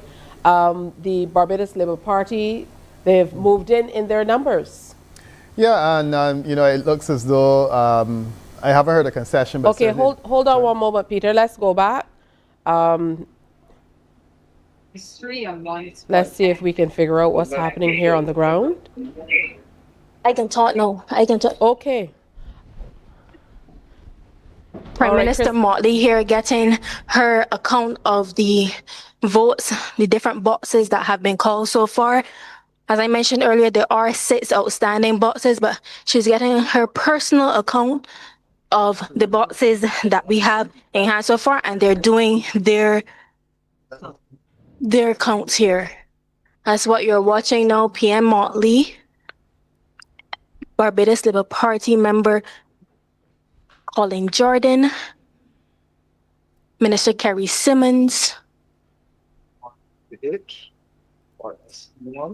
and she's questioning whether SE1A to H, SE1A to H has been called as yet. There are no results. No results for that particular box as yet. All right. Well, thank you so much, Crystal. Keep an eye out for what's happening there on the ground at the Gordon Greenwich Primary School. Most certainly keeping track on an individual basis, not irregular at all. Peter. Yeah, but I mean, I said not irregular. Right now, Felicia Dujon is on 302 votes, and that is a significant, excuse me, a significant number. My concern is that thus far, the worst performance in St. James North was in 2022, where her colleague in the Democratic Labour Party gained 608 votes. At this rate, she is in danger of performing worse. She is in danger of being the worst performing candidate that has been ever fielded in St. James North, and that's frightening. Right now, she essentially has 3 boxes within which to get 300 votes. And I don't know that that is the kind of record that a politician easily recovers from. So it's a regular election, but there's an irregularity in terms of that level of performance. And then if we flip it and we look at Chad Blackman, I was saying earlier that he is performing as though there was a person that left that died and there was a sympathy vote. And that's significant. And I was looking back at some data in the break.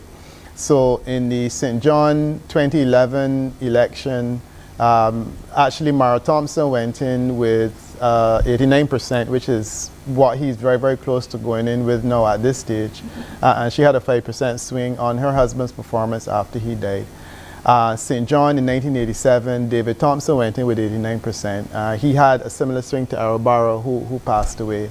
So you're seeing that comparison between St. John in 2011 and St. John in 1987 when someone died.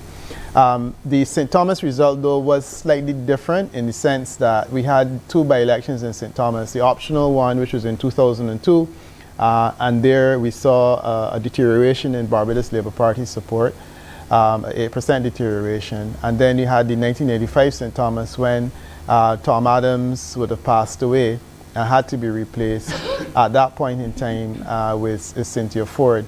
And she went in with 55% and a substantial deterioration on Tom Adams, which was a minus 12%.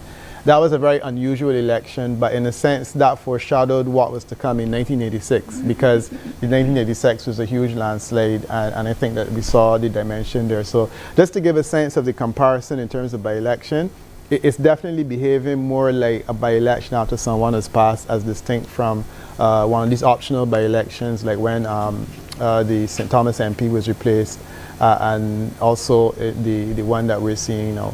So that's the comparison. Names switched up. Sorry? David Simmons. That's right, yeah. David Simmons would have been 1985, and then 2002 would have been the Cynthia Ford. Yeah, my apologies. Yeah. Yeah, for you, Dr. Brathwaite. Pardon me? Your feedback. In terms of, give me the repeat. In terms of where we are with the numbers. The numbers are the expression of view that, generally speaking, in St. James North, the people are not only happy with the Barbados Labour Party, but you can see that they fully embrace, to a large extent, Chad Blackman. And as I said, he's ambitious, but he's also a person with character and service. And I think if he continues in that vein, he will be around for a while, and you never know, he might be at the top of the pecking order. In terms of what it means for the Democratic Labour Party, it means that, and I don't want to be unkind in any way, because generosity begins at home.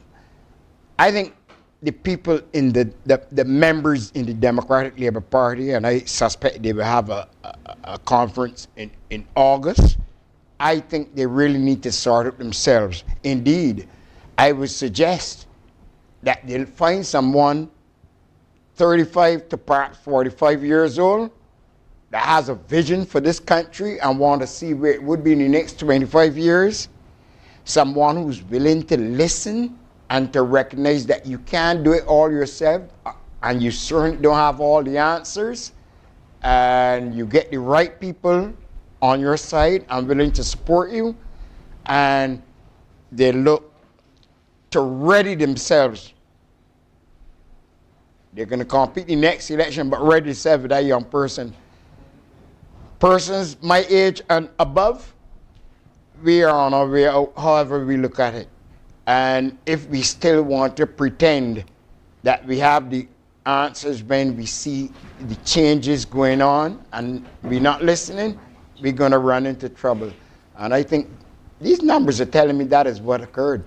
These numbers are telling me that there is clearly a disconnect between the Democratic Labour Party, its membership, and what the expectations of the people of St. James North. There is a disconnect. And that's where I was going, Senator Thompson, because St. James North is not some insulated community that is not connected in any way to the rest of Barbados.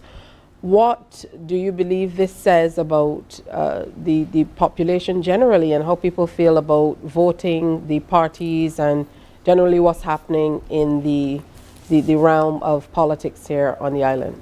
Well, I'm a little nervous to speak now, because the quality of my analysis apparently is so disturbing that I've been accused of showboating. But let me say that for the public, The data that is being asked for is available in the estimates of Barbados. It is no secret. Anybody who is a candidate or politician can read the estimates of Barbados, which are available online, so every member of the public can read them.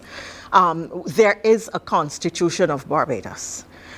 I think it is time for the Democratic Labour Party, starting tonight, to throw out its talking points and look for new ones, because I can still see the talking points from the campaign being followed very slavishly when the result is saying, let me get done with that there, that's what we're not talking about, we're interested in other things. And really that's what you heard people saying.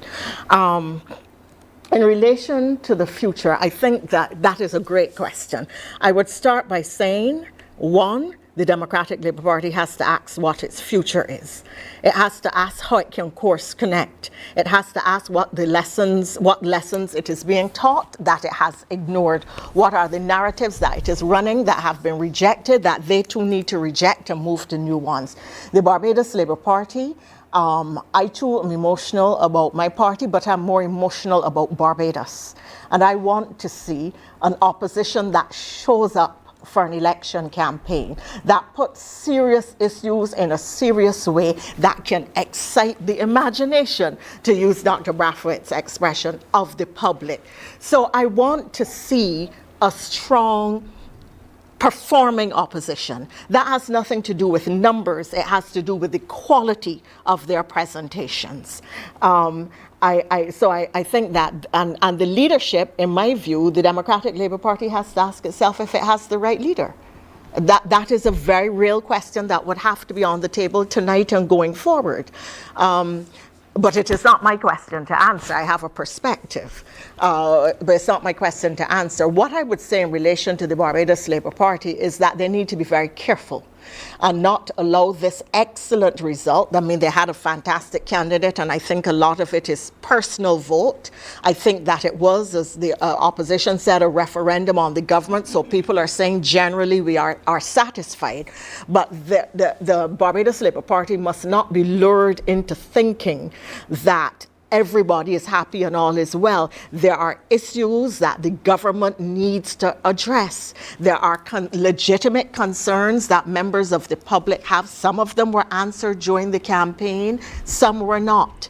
And I want to see, therefore, BLP members of Parliament get on the ground, walk their constituencies, talk to people, and really address the public's concerns. The public is signaling satisfaction with the macro performance, and they are to be lauded for the work that they have done. They must not, however, be deceived into thinking that all is well and that is the end of the matter. There are things that need to be addressed. I believe that the Barbados Labour Party is a disciplined organization, and I believe that they are also a learning institution, and that is, those 2 points separate the BLP from the DLP, and therefore that I know Prime Minister Motley is not going to allow the party to rest on its laurels and believe that this result is typical and that they don't have any work to do. The party has a lot of work to do as a government and as a political party, and I urge them to do it and to work very hard on the issues that need addressing. But generally, I think this is a referendum. It's a signal of great confidence in the Prime Minister's leadership and that of the Barbados Labour Party generally. All right, let's head back out. Our Crystal Hoyt is on the ground. She's at the Gordon Greenwich Primary School, where we're awaiting the last few boxes, the numbers to come in.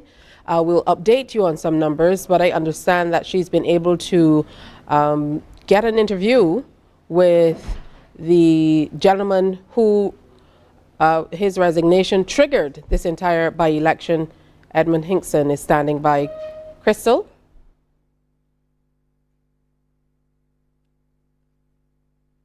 Edmund Hinkson, the former representative for St. James North. Based on these early results, how are you feeling? Well, Crystal, the results are no longer early. We've almost completed the vote, and essentially what we expected, that Democratic Labour Party's vote in St. James North has declined even from the low of 600, which they received in both 2018 and 22 election. It shows the quality, absolute quality and suitability of our candidate, Chad Blackman, to be the representative. And Chad has come with developmental plans. He's been around for the last 14 months in the constituency, meeting people, forming relationships. We expect a tremendous amount from him in Parliament and, of course, continuing as a minister. These results have shown the absolute quality of our campaign, led from the front by the Prime Minister and, of course, the Deputy Prime Minister as campaign manager. And, the fact that over the last, 3.5 weeks, 4 weeks, we focused on issues of concern to the people of Barbados, as well as issues relating to the constituency.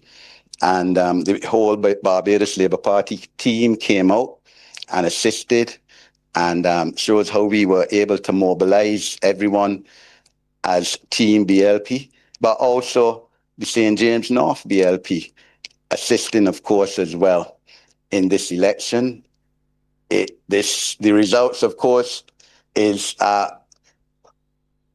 validation of the record of the Barbados Labour Party in this constituency and of myself over the last 12 years as parliamentary representative, even though our record was rubbished every night by the Democratic Labour Party. Hundreds and hundreds and hundreds of people in this constituency know otherwise what the Barbados Labour Party did and what I personally did for them over the last 12 years as Member of Parliament. And finally, the results here tonight show the absolute lack of quality of the Democratic Labour Party, which is now essentially a pressure group. That's the truth. That's what these results show, that the negativity of that organization is just not cutting it. This election showed a playbook of the 2018 campaign of the Democratic Labour Party, which has been absolutely rejected by the people of Barbados because it was them that framed this election as a national referendum. And of course, the quality of their leadership has been totally exposed in this election. Thank you. Thank you. Former Representative for St. James North, Edmund Hinkson. 6 boxes remaining, and I'll be back with you soon, Tisha.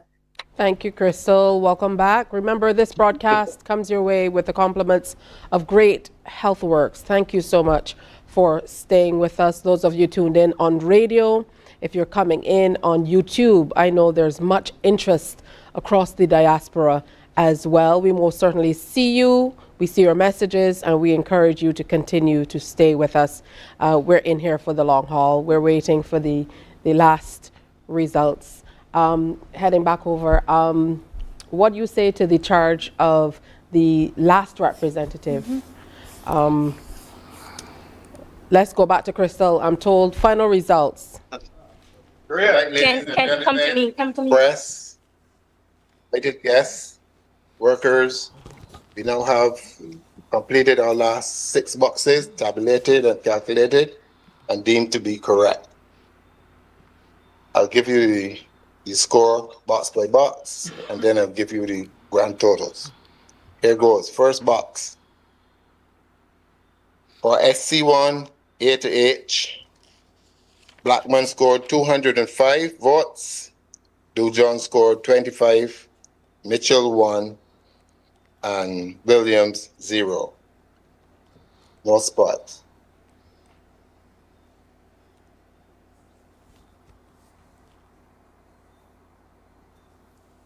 For box SC1 I to Z, Blackman scored 172. Dujon scored 36. Mitchell 1 and Williams 0. There was 1 spot in that box. I'll give her.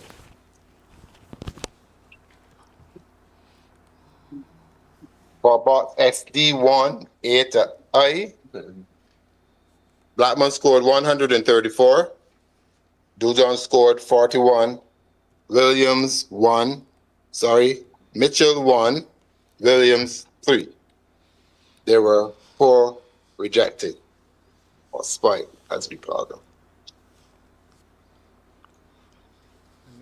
For about SD1 J to Z, Blackman 122, Dujon 36, Mitchell 0, Williams 3. 1 spot in that box.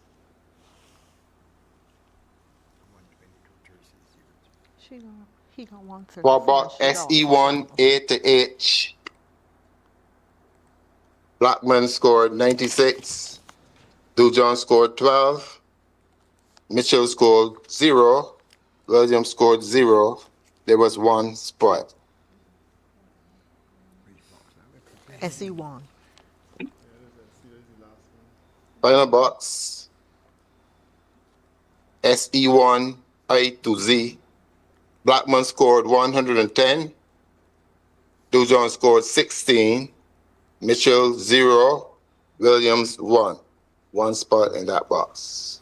I'll now give you the totals as calculated by my team.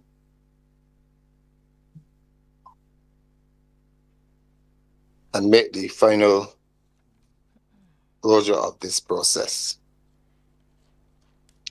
The results of the poll held for the election of a member to serve in the House of Assembly for the constituency of St. James North is as follows.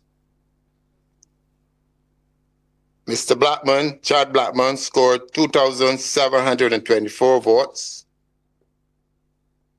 2,723 votes. 720 votes. Ms. Felicia Dujon scored 468 votes. Mr. Alex Mitchell scored 7 votes. And Ms.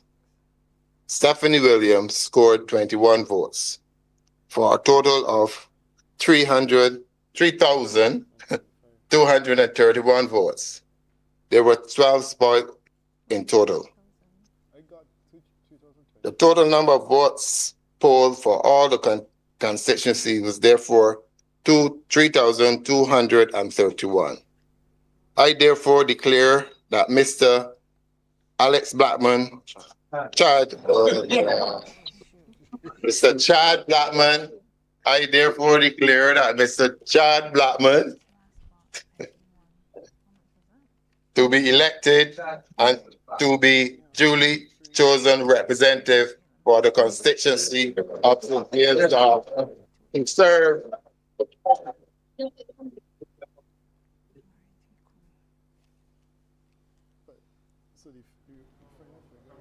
All right, we lost our connection there. However, you heard the returning officer giving some final figures.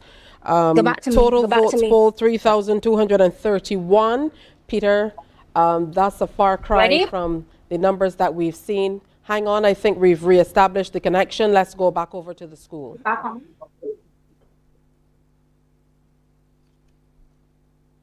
on me?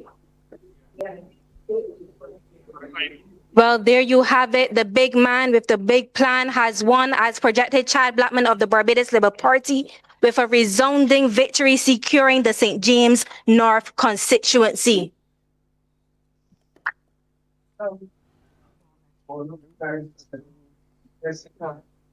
The final results from St. James North, Chad Blackman, 2,723 votes.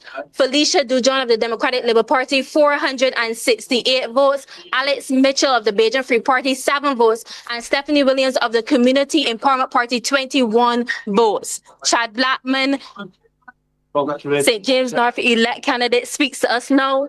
Congratulations, Chad. Thank you very much. Let me first thank God for allowing us to reach this point.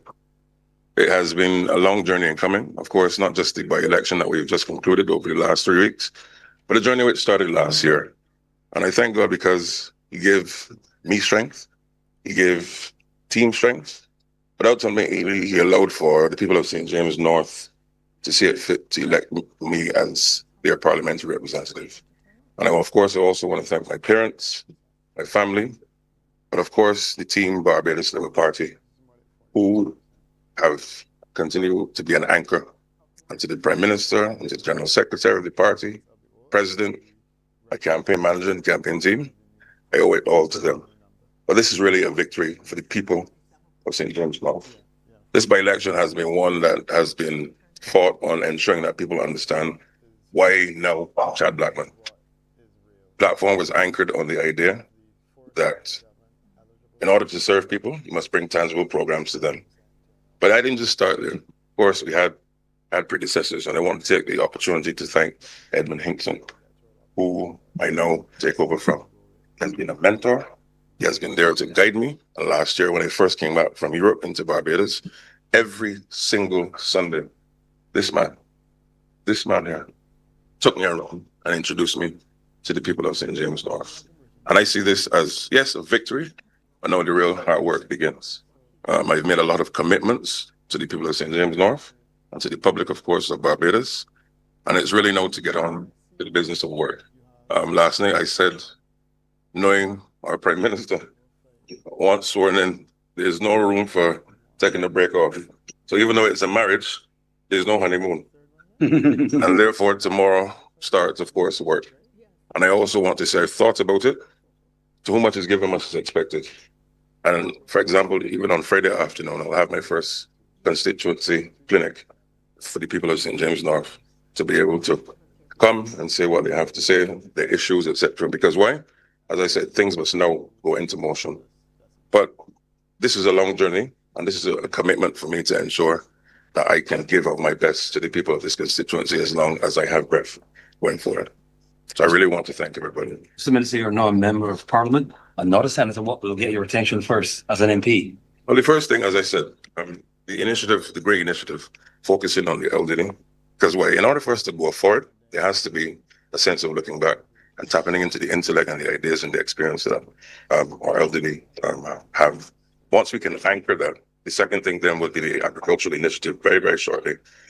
Because why? In order for us to really move forward as a community, food, I've said it tremendously over the period of the campaign. We must ensure that food security is now anchored at the constituency level, but with a focus for national development. And therefore getting our farmers to now move in a direction that allows for them to now maximize what they're already doing. But building out that capacity is going to be key. Already we've had a number of consultations last week and this week for the farmers. So the thing is already started, but we're going to officially launch it at the end of this month so that people can understand where we're going. What most did you learn from this campaign?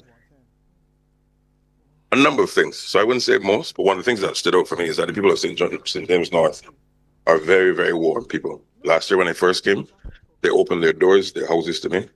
But it also allowed for me to know that people want someone who they can rely on, someone who is accessible to them, and someone who will simply do what they say that they do. Commitment is key. And that has anchored me. And it's one of the reasons why I've taken the campaign so seriously. People have said, Chad, we will give you the vote, but we expect you to deliver on what you've promised. For me, whilst of course this is a modest celebration, it's sobering to the point where I'm already thinking, what is my next step? So I'm so happy, Trevor, that you've asked that question because the team is already starting to mobilize what's next. What are your emotions now? How are you feeling up since finally completed? It's a bit unreal, I must tell you. I've had many achievements in life, but this by far is humbling. Because to serve people is one thing, but to be able to persuade them that you are the person that can be their representative and they got up, elected you, I can't express to you in words of this. What was the high point you think of your entire exercise? The high point of it, if you had to put your hand on any one thing, what would it be? I think it would be today. People coming out and placing their vote. Persons were saying to me, Chad, you got us in the bag. As the Prime Minister always said, you ain't got in the bag till you place those votes in the ballot box. And to see people coming to the polls, persons, young persons, first-time voters, it allowed for me to know people have confidence in you. But again, you say, when people put confidence in you, you have to deliver. And as I said, whilst this is very rewarding, it's also sobering because it means the expectation is high, and I have to deliver for the people. The second part of it is that people expect now a new level of representation across Barbados, and this is the party that is doing so. The Labour Party, of course, continues to be a party rooted in labour, party rooted in ensuring that people can have a better quality of life. And my team, all of us, I am junior to this. So we've had the council of our Prime Minister, senior ministers, members of Parliament, and they have said to me, Chad, you can do this. This is what you can do. Here's things that perhaps you should consider. So you see me tonight as the elected MP for St. James North, but it wasn't just me that got here. It was everybody's effort that got me here. So that's the point I really want to hone in on. This is not a victory for Chad. It's a victory for the people of St. James North. And the Team Barbados Labour Party continues to resonate with our people, notwithstanding the challenges globally, notwithstanding the challenges regionally. This country is in safe hands with the Barbados Labour Party. Madam Prime Minister? Yeah, okay. Good evening, Prime Minister. All right, we lost the connection there for a moment. We are going to reconnect as soon as we can. We'll reflect on the key takeaways on tonight's election as well. Let's head on back. 4% of the vote. It is an extraordinary performance for a first-time candidate. I think that a point was being made earlier by, I believe it was Peter Wickham, that typically when you see that kind of performance, it's usually, regrettably, at the instance of someone who has passed. But as you can see, Eddie Hinkson is very much alive to my right. So that this has been an extraordinary performance. It was not the Barbados Labour Party who first asserted that this was a referendum on the government's performance. It was the Democratic Labour Party who night after night asserted that. And the people of St. James North, I suppose, have spoken resoundingly, not just in favour of Chad, but Chad as the representative of the Barbados Labour Party in this constituency. This is not to say that the government is perfect. I've said over and over, we are not perfect. In fact, the challenges that we've had since coming to office, I never imagined in May 2018 that the challenges that we would face would go beyond the immediate economic and debt-related challenges that we inherited from the last decade. But the world in which we live is regrettably too much like 100 years ago in every respect, and the instability, and it is compounded by the reality of the climate. Night after night, you would have heard Santia make the point as well, that the roads that we have, we judge ourselves harshly as a party, and rightfully so. But the reality is that there was a deficit that we came in terms of road construction, and it was is compounded by the convection rain, the intensity of the rain that we're facing, that a lot of our roads were never built to these standards. So it is placing an inordinate burden on us all. I think that this election also speaks very clearly to the continued politics of grievance and misery and complaints. And don't get me wrong, an opposition has a right to make criticisms of a government. But when all you do is to criticize, attack, vilify, and in many instances borderline libel and defamation, then you have to begin to ask yourself, are you really listening to the people? This Barbados Labour Party government, when on the, and I will never forget it, when the cabinet was sworn in on the 27th of May, 2018, next week will be 7 years, I promised this country that the confidence that they reposed in our government would not be abused.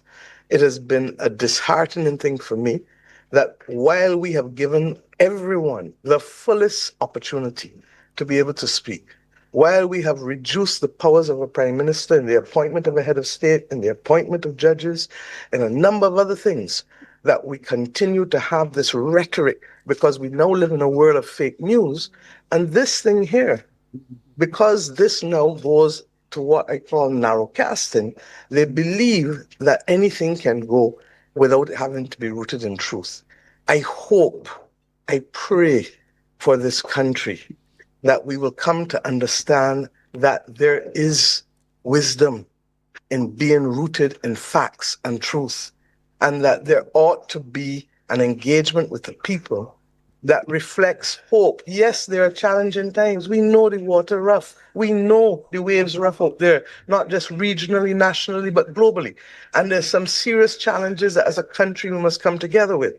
And I hope that sober reflection will cause the Democratic Labour Party to come on board with us in solving these national issues. The first one of which relates to educational transformation. The second of which relates to crime. And we are not unique in this country. CARICOM has established, or is establishing in completion now, the CARICOM Educational Transformation Commission. Why? Because other countries are facing the same problems. Similarly, the George Bridge Declaration with respect to crime is largely as a result because other countries are facing worse problems in the region than we are with respect to crime. So I hope that this has given us pause on both sides. I am one that wants to say always to my colleagues, we must listen, we must learn, and we must lead. And if we listen and we learn and we lead and we remain rooted, we remain humble, I believe that we will continue to enjoy the confidence of the Barbadian people. Barbados does not live on Mars. It lives on Earth. On Earth, there have been cost of living issues. There have been supply disruption issues. There's been COVID. There are now geopolitical issues. There's no war. But for the most part, we've managed to keep this country literally insulated from the worst aspects of those things. And I believe that Chad Blackman, and I must tell you that in this campaign, I got a healthy set of respect and confidence for the manner in which the young socialists of the Barbados Labour Party comported themselves. Even before I called the election, they were on the ground canvassing. Chad, you and I met them up long before anybody said to them, come to the table. And that is why I insisted on giving them a platform so that Barbadians could see why we are proud in them and that there is a future for this party with them, in the same way that Barbadians can see why I asked this gentleman to come home within 48 hours from Geneva. It was a conversation, a difficult one, that I had with the Director General of the International Labour Organization, him to come for national duty, and that why within... All right, we're going to have to reestablish that connection. As you can imagine, technology is as it is. But I'm sure our team will get that back up and running as soon as possible. Just a reminder that this broadcast is brought to you with the compliments of Omega XL. And we are going to go back to our panel in just a little bit to reflect on some of the key takeaways from tonight's by-election.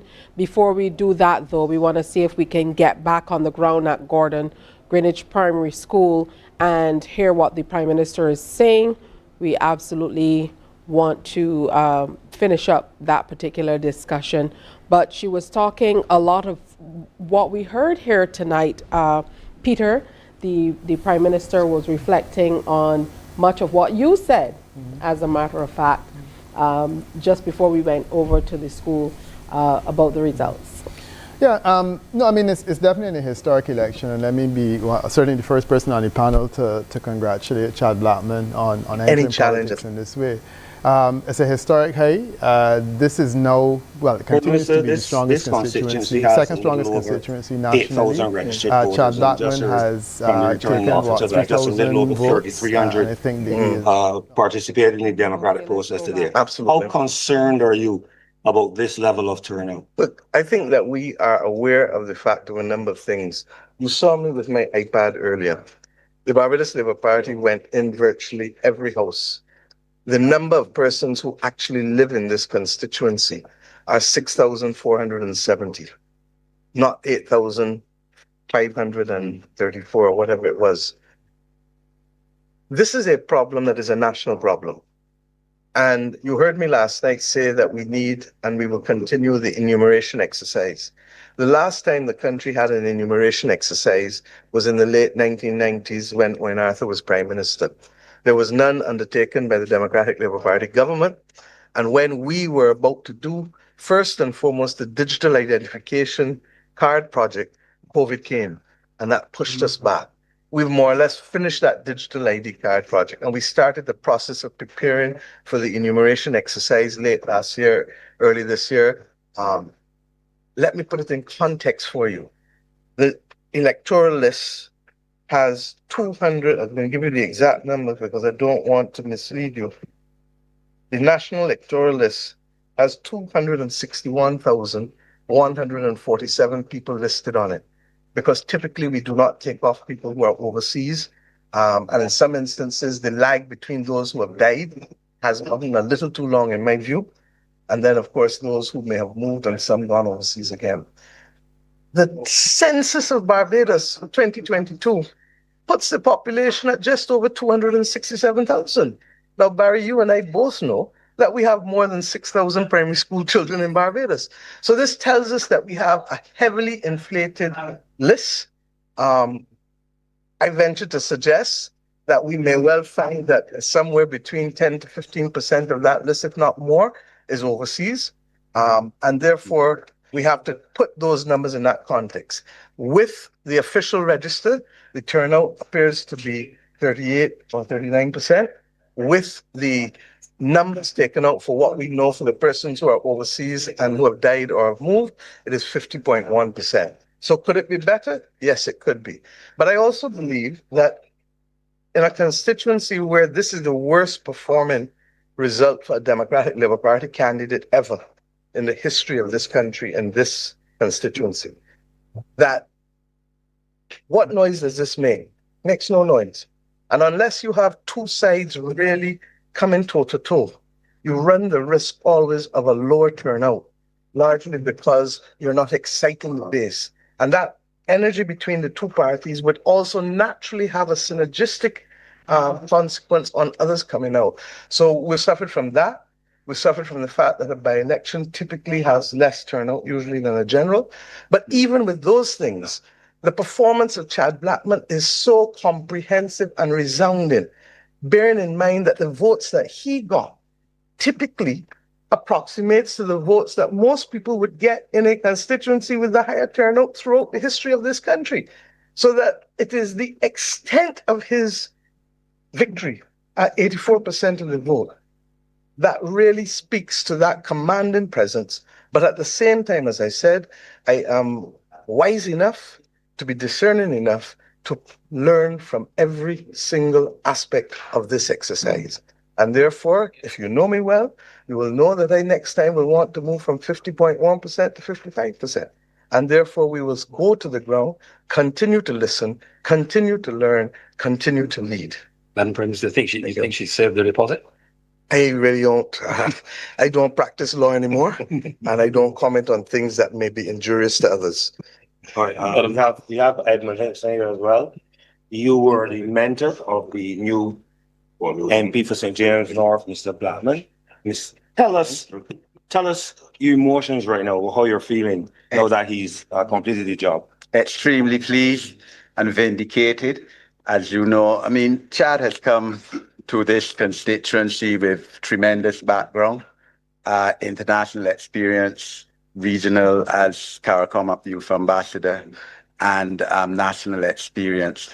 I felt confident enough to endorse Chad publicly in December, as you know, because as he has said, we had been together walking this constituency since March last year, and I was satisfied as to the quality and suitability of Chad to represent the people of St. James North in the Parliament of Barbados. This has been a fantastic campaign. All kudos to the Prime Minister, Deputy Prime Minister who led it, but we had a superb quality candidate in the field. It was the Democratic Labour Party, as the Prime Minister said, who cast this as a national referendum. And you see this result, Chad at 84%, reflects what I got in 2018. And we know the results of the 2018 election. The Dems were at 600 votes the last two elections. They're down to 468 now. Our record has been vindicated. And the Prime Minister says he's hopeful that the Dems, which as Colin Jordan said, is quite honestly, factually, you have to be factual that the mayor pressure group know, that the Dems will learn. I'm not hopeful that they will learn, because their campaign and negativity was a reflection of the 2018 campaign. Cuss everybody personally, cuss all the policies of the BLP, no developmental plan. A candidate who, quite honestly, was only on the ground the last 3.5 weeks. So, as Chad said, with God's help, he will do extremely well. And of course, we thank the people of St. James North, our constituents, for turning out, and we thank the whole team BLP for the mobilization which was put in this constituency over the last 3.5. Eddie, a good swan song for you. What's next on the card for you? No, but I practice law. I mean, after going to the funeral tomorrow of a stalwart of the Barbados Labour Party, Chester Rock, I'm in my law office. So, but you know what I've said in terms of my availability for continued service to this country and my people in whatever. Madam Prime Minister has a comment. You want to tell us what's next? No. I can't say what's next for him. Only he can speak of what's next for him. But I have every confidence that he will continue to serve. I do want to say two things. That one, it is important that I thank the people of St. James North. One of the other things that may have contributed was that people kept telling, man, I don't have to come out, he gonna win, he gonna win. The truth is, I keep saying, every ballot box opens with 0. And therefore, those who came out, I thank you for coming out and expressing the confidence. I want to thank the Barbados Labour Party team also that managed this campaign. It was led by my Deputy Prime Minister, Cynthia Bradshaw, the General Secretary of the Barbados Labour Party, Jerome Walcott, and a number of other senior people were involved across the entire. This is the solidarity that I expect from a well-functioning political organization. And I really am humbled that we are able to comport ourselves in a manner that is befitting of a party that is one of the oldest, if not the oldest, in the English-speaking Caribbean at 87 years. I also want to thank the people who worked from St. James North, and I'm being very specific now.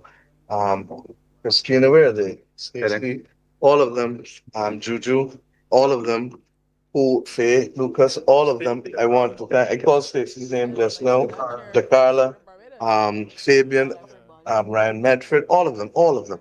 And these people worked beyond the call of duty. And therefore, it would be remiss of me not to publicly thank all of you. I think that they all want some sleep now, but the adrenaline will keep them all going for the next few hours, I suspect. And then we will come to the issue of sleep. For Chad, he was absolutely correct. I believe that the swearing in will be tomorrow at 12:30. And Eddie was absolutely correct that life has a funny way of throwing balls at us. Tomorrow morning, we will bury a woman who perhaps represented one of the strongest set of values that I've ever met in the Barbados Labour Party. Her name is Chessel Rock. I think I issued a statement on her. We have the Chessel Rock Award every year. She would tell me that she was the first person other than the doctors to have held me as a baby. But she has been around this Barbados Labour Party for probably near 3/4 of its existence. And that we are burying one, but bringing one is a story of life. And that is very much, therefore, in my thoughts. And that is why we remain rooted, and Chad has been rooted in this, in terms of his humility, in terms of his prayers, in terms of his faith, and I'm grateful for that.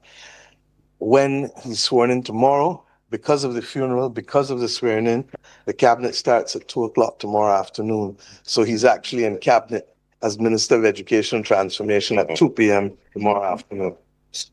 Thank you very much, Madam Prime Minister. Thank you very much. Well, there you have it. The battle for the St. James North constituency has concluded, and Chad Blackman has emerged victorious, defeating Democratic Labour Party Felicia Dujon, independent candidates Alex Mitchell, as well as Stephanie Williams. The big man with the big plan gets to work. That's it from the St. James North constituency here at the Gordon Greenwich Primary School. Thank you so much, Crystal. Great work from you and the team on the outside there, and indeed the entire team who are out and about across the constituency all day today. We're going to take a quick break and come back and wrap up. Do stay with us.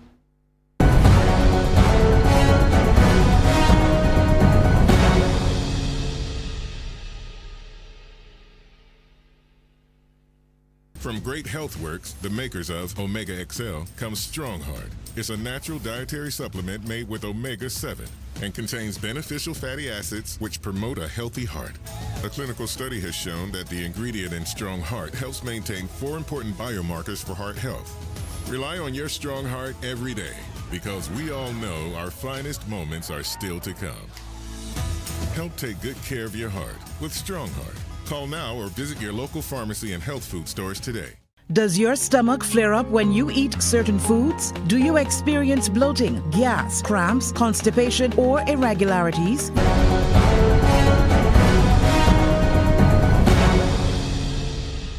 All right, well, welcome back. It's time to wrap. I believe that the results really underscore the dynamic nature of our political landscape at this time, and the need for us to stay in tune with the needs of the candidates. So let me have your final results, your final say on the results from today's by-election, starting with you. Well, they say, Tisha, the will of the people is the will of God.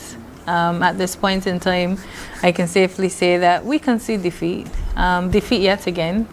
But again, I challenge the government, and I'm so sorry to go back to this, but with respect to the sewage tax, it is not included in the estimates. I still ask the government to present the taxes collected in the sewage tax. And I say that the Democratic Labour Party still continues the fight on behalf of the people of Barbados, and we will bring an even stronger opposition going forward. Dr. George Brathwaite, your final words. Yes, I think it has been interesting, if not always as exciting as one would want for by-elections and elections. However, there are lessons to be learned in this. I'd rather start with the Democratic Labour Party in terms of the lessons. There's one lesson that keeps repeating itself, but sometimes we see but we don't see, and we hear but we don't hear. Because that's the last speaker just repeated the error that I hear every day on calling programs, from callers to the program. They keep attacking. There's a time to back off and say, let me rewind and come again. And rewinding and coming again speaks to what Prime Minister Motley said just now. It's about listening. It's about, I think that made a difference in Barbados in the lead up to the 2018 election with the rubbish shoulder programs of the Barbados Labour Party, where they've been listening. I think it made a difference in 2008 with David Thompson leading the Democratic Labour Party then. He was listening to the people. You have to do it. Another thing that I've heard, not just former prime ministers in Barbados say, but certainly when I was in Antigua, I was close to Prime Minister Brown. A political party, particularly in opposition, it needs discipline, but it needs to transform that same discipline from opposition to when they're in government. So with that, I would say that's the lesson, and the lesson for the the Barbados Labour Party is face it and fix it. There are issues out there that still concern the people of Barbados. Face it and fix it. We will need you for a long time. Thank you so much, Dr. Brathwaite. To you, Senator Thompson. Thank you. This is an extremely interesting result because St. James North is a microcosm of Barbados. Fisher folk, tourism, people working in the tourism sector, really upper middle class, middle class, lower middle income, working class people, a coastal section, a rural section. So it is a very interesting result if in fact it is telling us how people across multiple demographics feel. So that's my first thing. Again, I would caution the Barbados Labour Party. You've had a wonderful night. Congratulations to Chad Blackman, MP. And congratulations to the Barbados Labour Party. This, however, does not mean that you do not have work to do. And as I indicated, I expected that the Prime Minister would say that they still have a lot of work to do. To the Democratic Labour Party, I would say, I do not rejoice in this result. I am very glad the Barbados Labour Party won. But as I said earlier, I want to see a Democratic Labour Party that shows up with messaging and a narrative that is compelling and not just all negative, that reflects the experience of people and that is accurate. An opposition, you cannot expect people to vote for an opposition by saying, well, we ain't got the numbers, give us some numbers. You have to prove yourself ready and you have to prove yourself worthy. They demonstrated neither of those in this campaign. I think that it is clear that there are going to be serious geopolitical and very difficult times ahead, and that the country is reposing confidence, if this is in fact a harbinger of national sentiment. The country is reposing confidence in the Prime Minister and the Barbados Labour Party, and therefore she said they must remain humble and keep working. I would want to publicly thank the Barbados Labour Party team for their very hard work, to Chad for offering himself, his family. We haven't heard a lot about Chad as a family man, but he is a family man and has a daughter whom he loves dearly and who is besotted with her dad. And now I think St. James North is as well. I should like to thank St. James North for this result and the people of Barbados for really showing that democracy is alive, for coming out night after night, no violence at the meetings, nothing negative. And I give thanks to Almighty God for Barbados and for the people of Barbados. Thank you so much, Senator. And Peter, final takeaways. Okay, thank you for giving me the last say. And yeah, congratulations to the Barbados Labour Party and congratulations to Chad Blackman. A historic election in the sense that we have essentially maintenance of the status quo and a maintenance of a result that's very attractive. It's also historic. This is probably one of the first elections in which the concession came from a panel at least the radio station, television station. And I thought it was unfortunate that we couldn't hear from either Felicia Dujon herself or Ralph Soren at the headquarters for the counting station. I thought that was unfortunate, but I appreciate very much the fact that Don was able to conceive. Okay. All right. Well, that's unfortunate. But anyhow, so suffice to say that that's where we are. If I were to break down the performance and analyze it and say, look, Chad Blackman has won every box. Chad Blackman has improved the showing on Edmund Hinkson in every box but one. His overall improvement is a 4% swing in favor of the Barbados Labour Party. That's extremely impressive. The deterioration on the Democratic Labour Party side is almost a 5%. The DLP has lost more than the Barbados Labour Party gained, and it has a lot to do with the third parties and so on that were in there. So those numbers are fairly impressive. When we look at the electoral turnout, it's recorded at 38%.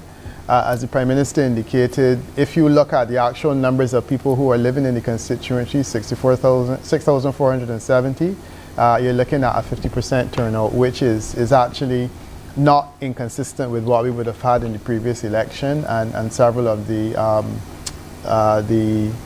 by-elections that we've discussed. So generally speaking, I would say that that's where we are. It definitely was, it was not a good night for the Barbados Democratic Labour Party. Their 468 is the lowest number of votes that the DLP has ever gotten, received in that constituency. I do think that in the aftermath of all of this, and I'm now moving away from the numbers, the Democratic Labour Party has to have a serious conversation. The idea of framing it as a referendum on the government was an extremely bad idea, and I said that from the beginning. What has happened is that the government took up the challenge and said, if it's a referendum, let's see. They have shown essentially now that there clearly was a reaffirmation of support for the government, and it's reflected in this result. And as I said, it was something the Democratic Labour Party set up so easily.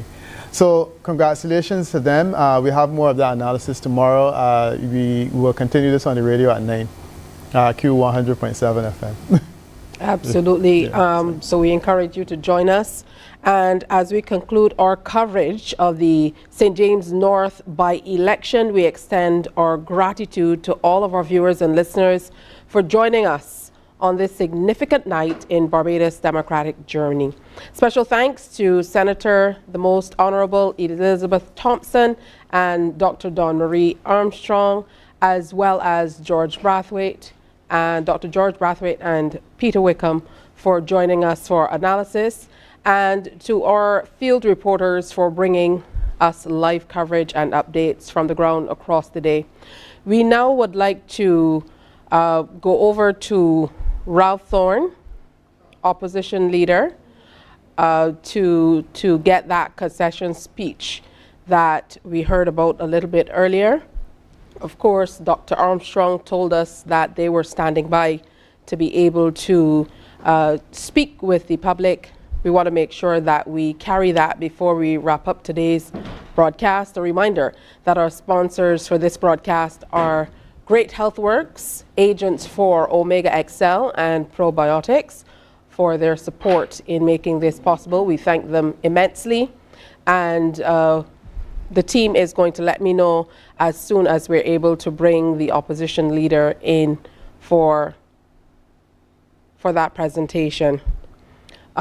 Based on all that we have seen, the numbers are definitely an indicator that the national conversation must continue. Here are the final results in the St. James North by-election, the first by-election since Barbados was declared a republic, and there's lots to take away. Remember, as Peter told you, join us tomorrow morning. Join us this morning on Q100.7 FM, 9 o'clock for Let's Talk About It, where we will bring you further analysis on all of the numbers. So Chad Blackman declared the winner of the St. James North by-election. Let's go over now to opposition leader Ralph Thorne.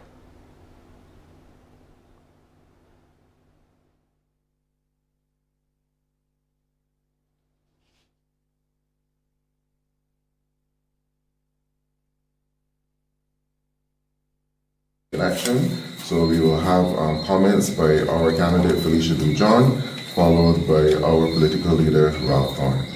Hi, good evening everyone. I'm sorry you are that late this evening, but I first want to thank everyone who helped and assisted in this by-election. I also want to extend congratulations to Mr. Blackman and ensure that he does the work of the constituency. It was a pleasure working in this constituency. Within 3 weeks, I got to know the majority of the concerns in the constituency, and it is my job to continue to advocate and intervene on behalf of the members of St. James North. Candidate, before you move on, can you say what you believe went wrong with your campaign? I don't think there's anything that went wrong. I think we have to respect the voices of the people first and foremost.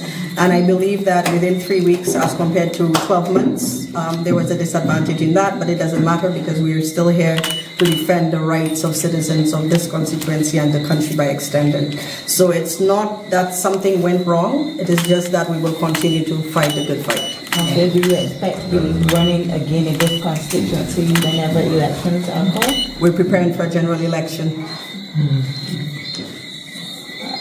Meaning that you... We're preparing for a general election. It means that I will continue to work on behalf of the people of St. James North and to ensure that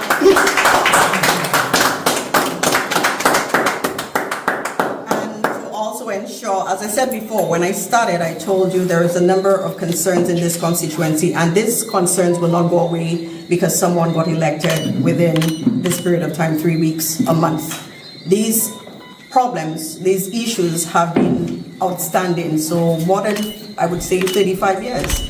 The roads, the neglect of children and the elderly, these concerns will continue to exist if we do not step in and do what is necessary. So my advocacy does not stop here. It doesn't stop here tonight. We will continue to advocate and to champion on the rights of the members of this constituency. And I just want to add, this is not the first politician that has ever lost their seat, including our Prime Minister.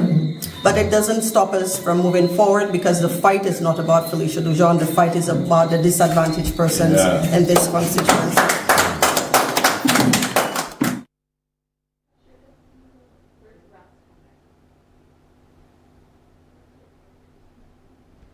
Well, that's it from us. So on behalf of the entire CBC team and of course the panel joining us here, I'd like to thank you for staying with us for the entire evening. Come in a little later today for further analysis, as we told you, on Q100.7 FM. Join us on cbc.bb. Wishing you a good morning and a safe journey if you have to travel home. Good morning to you.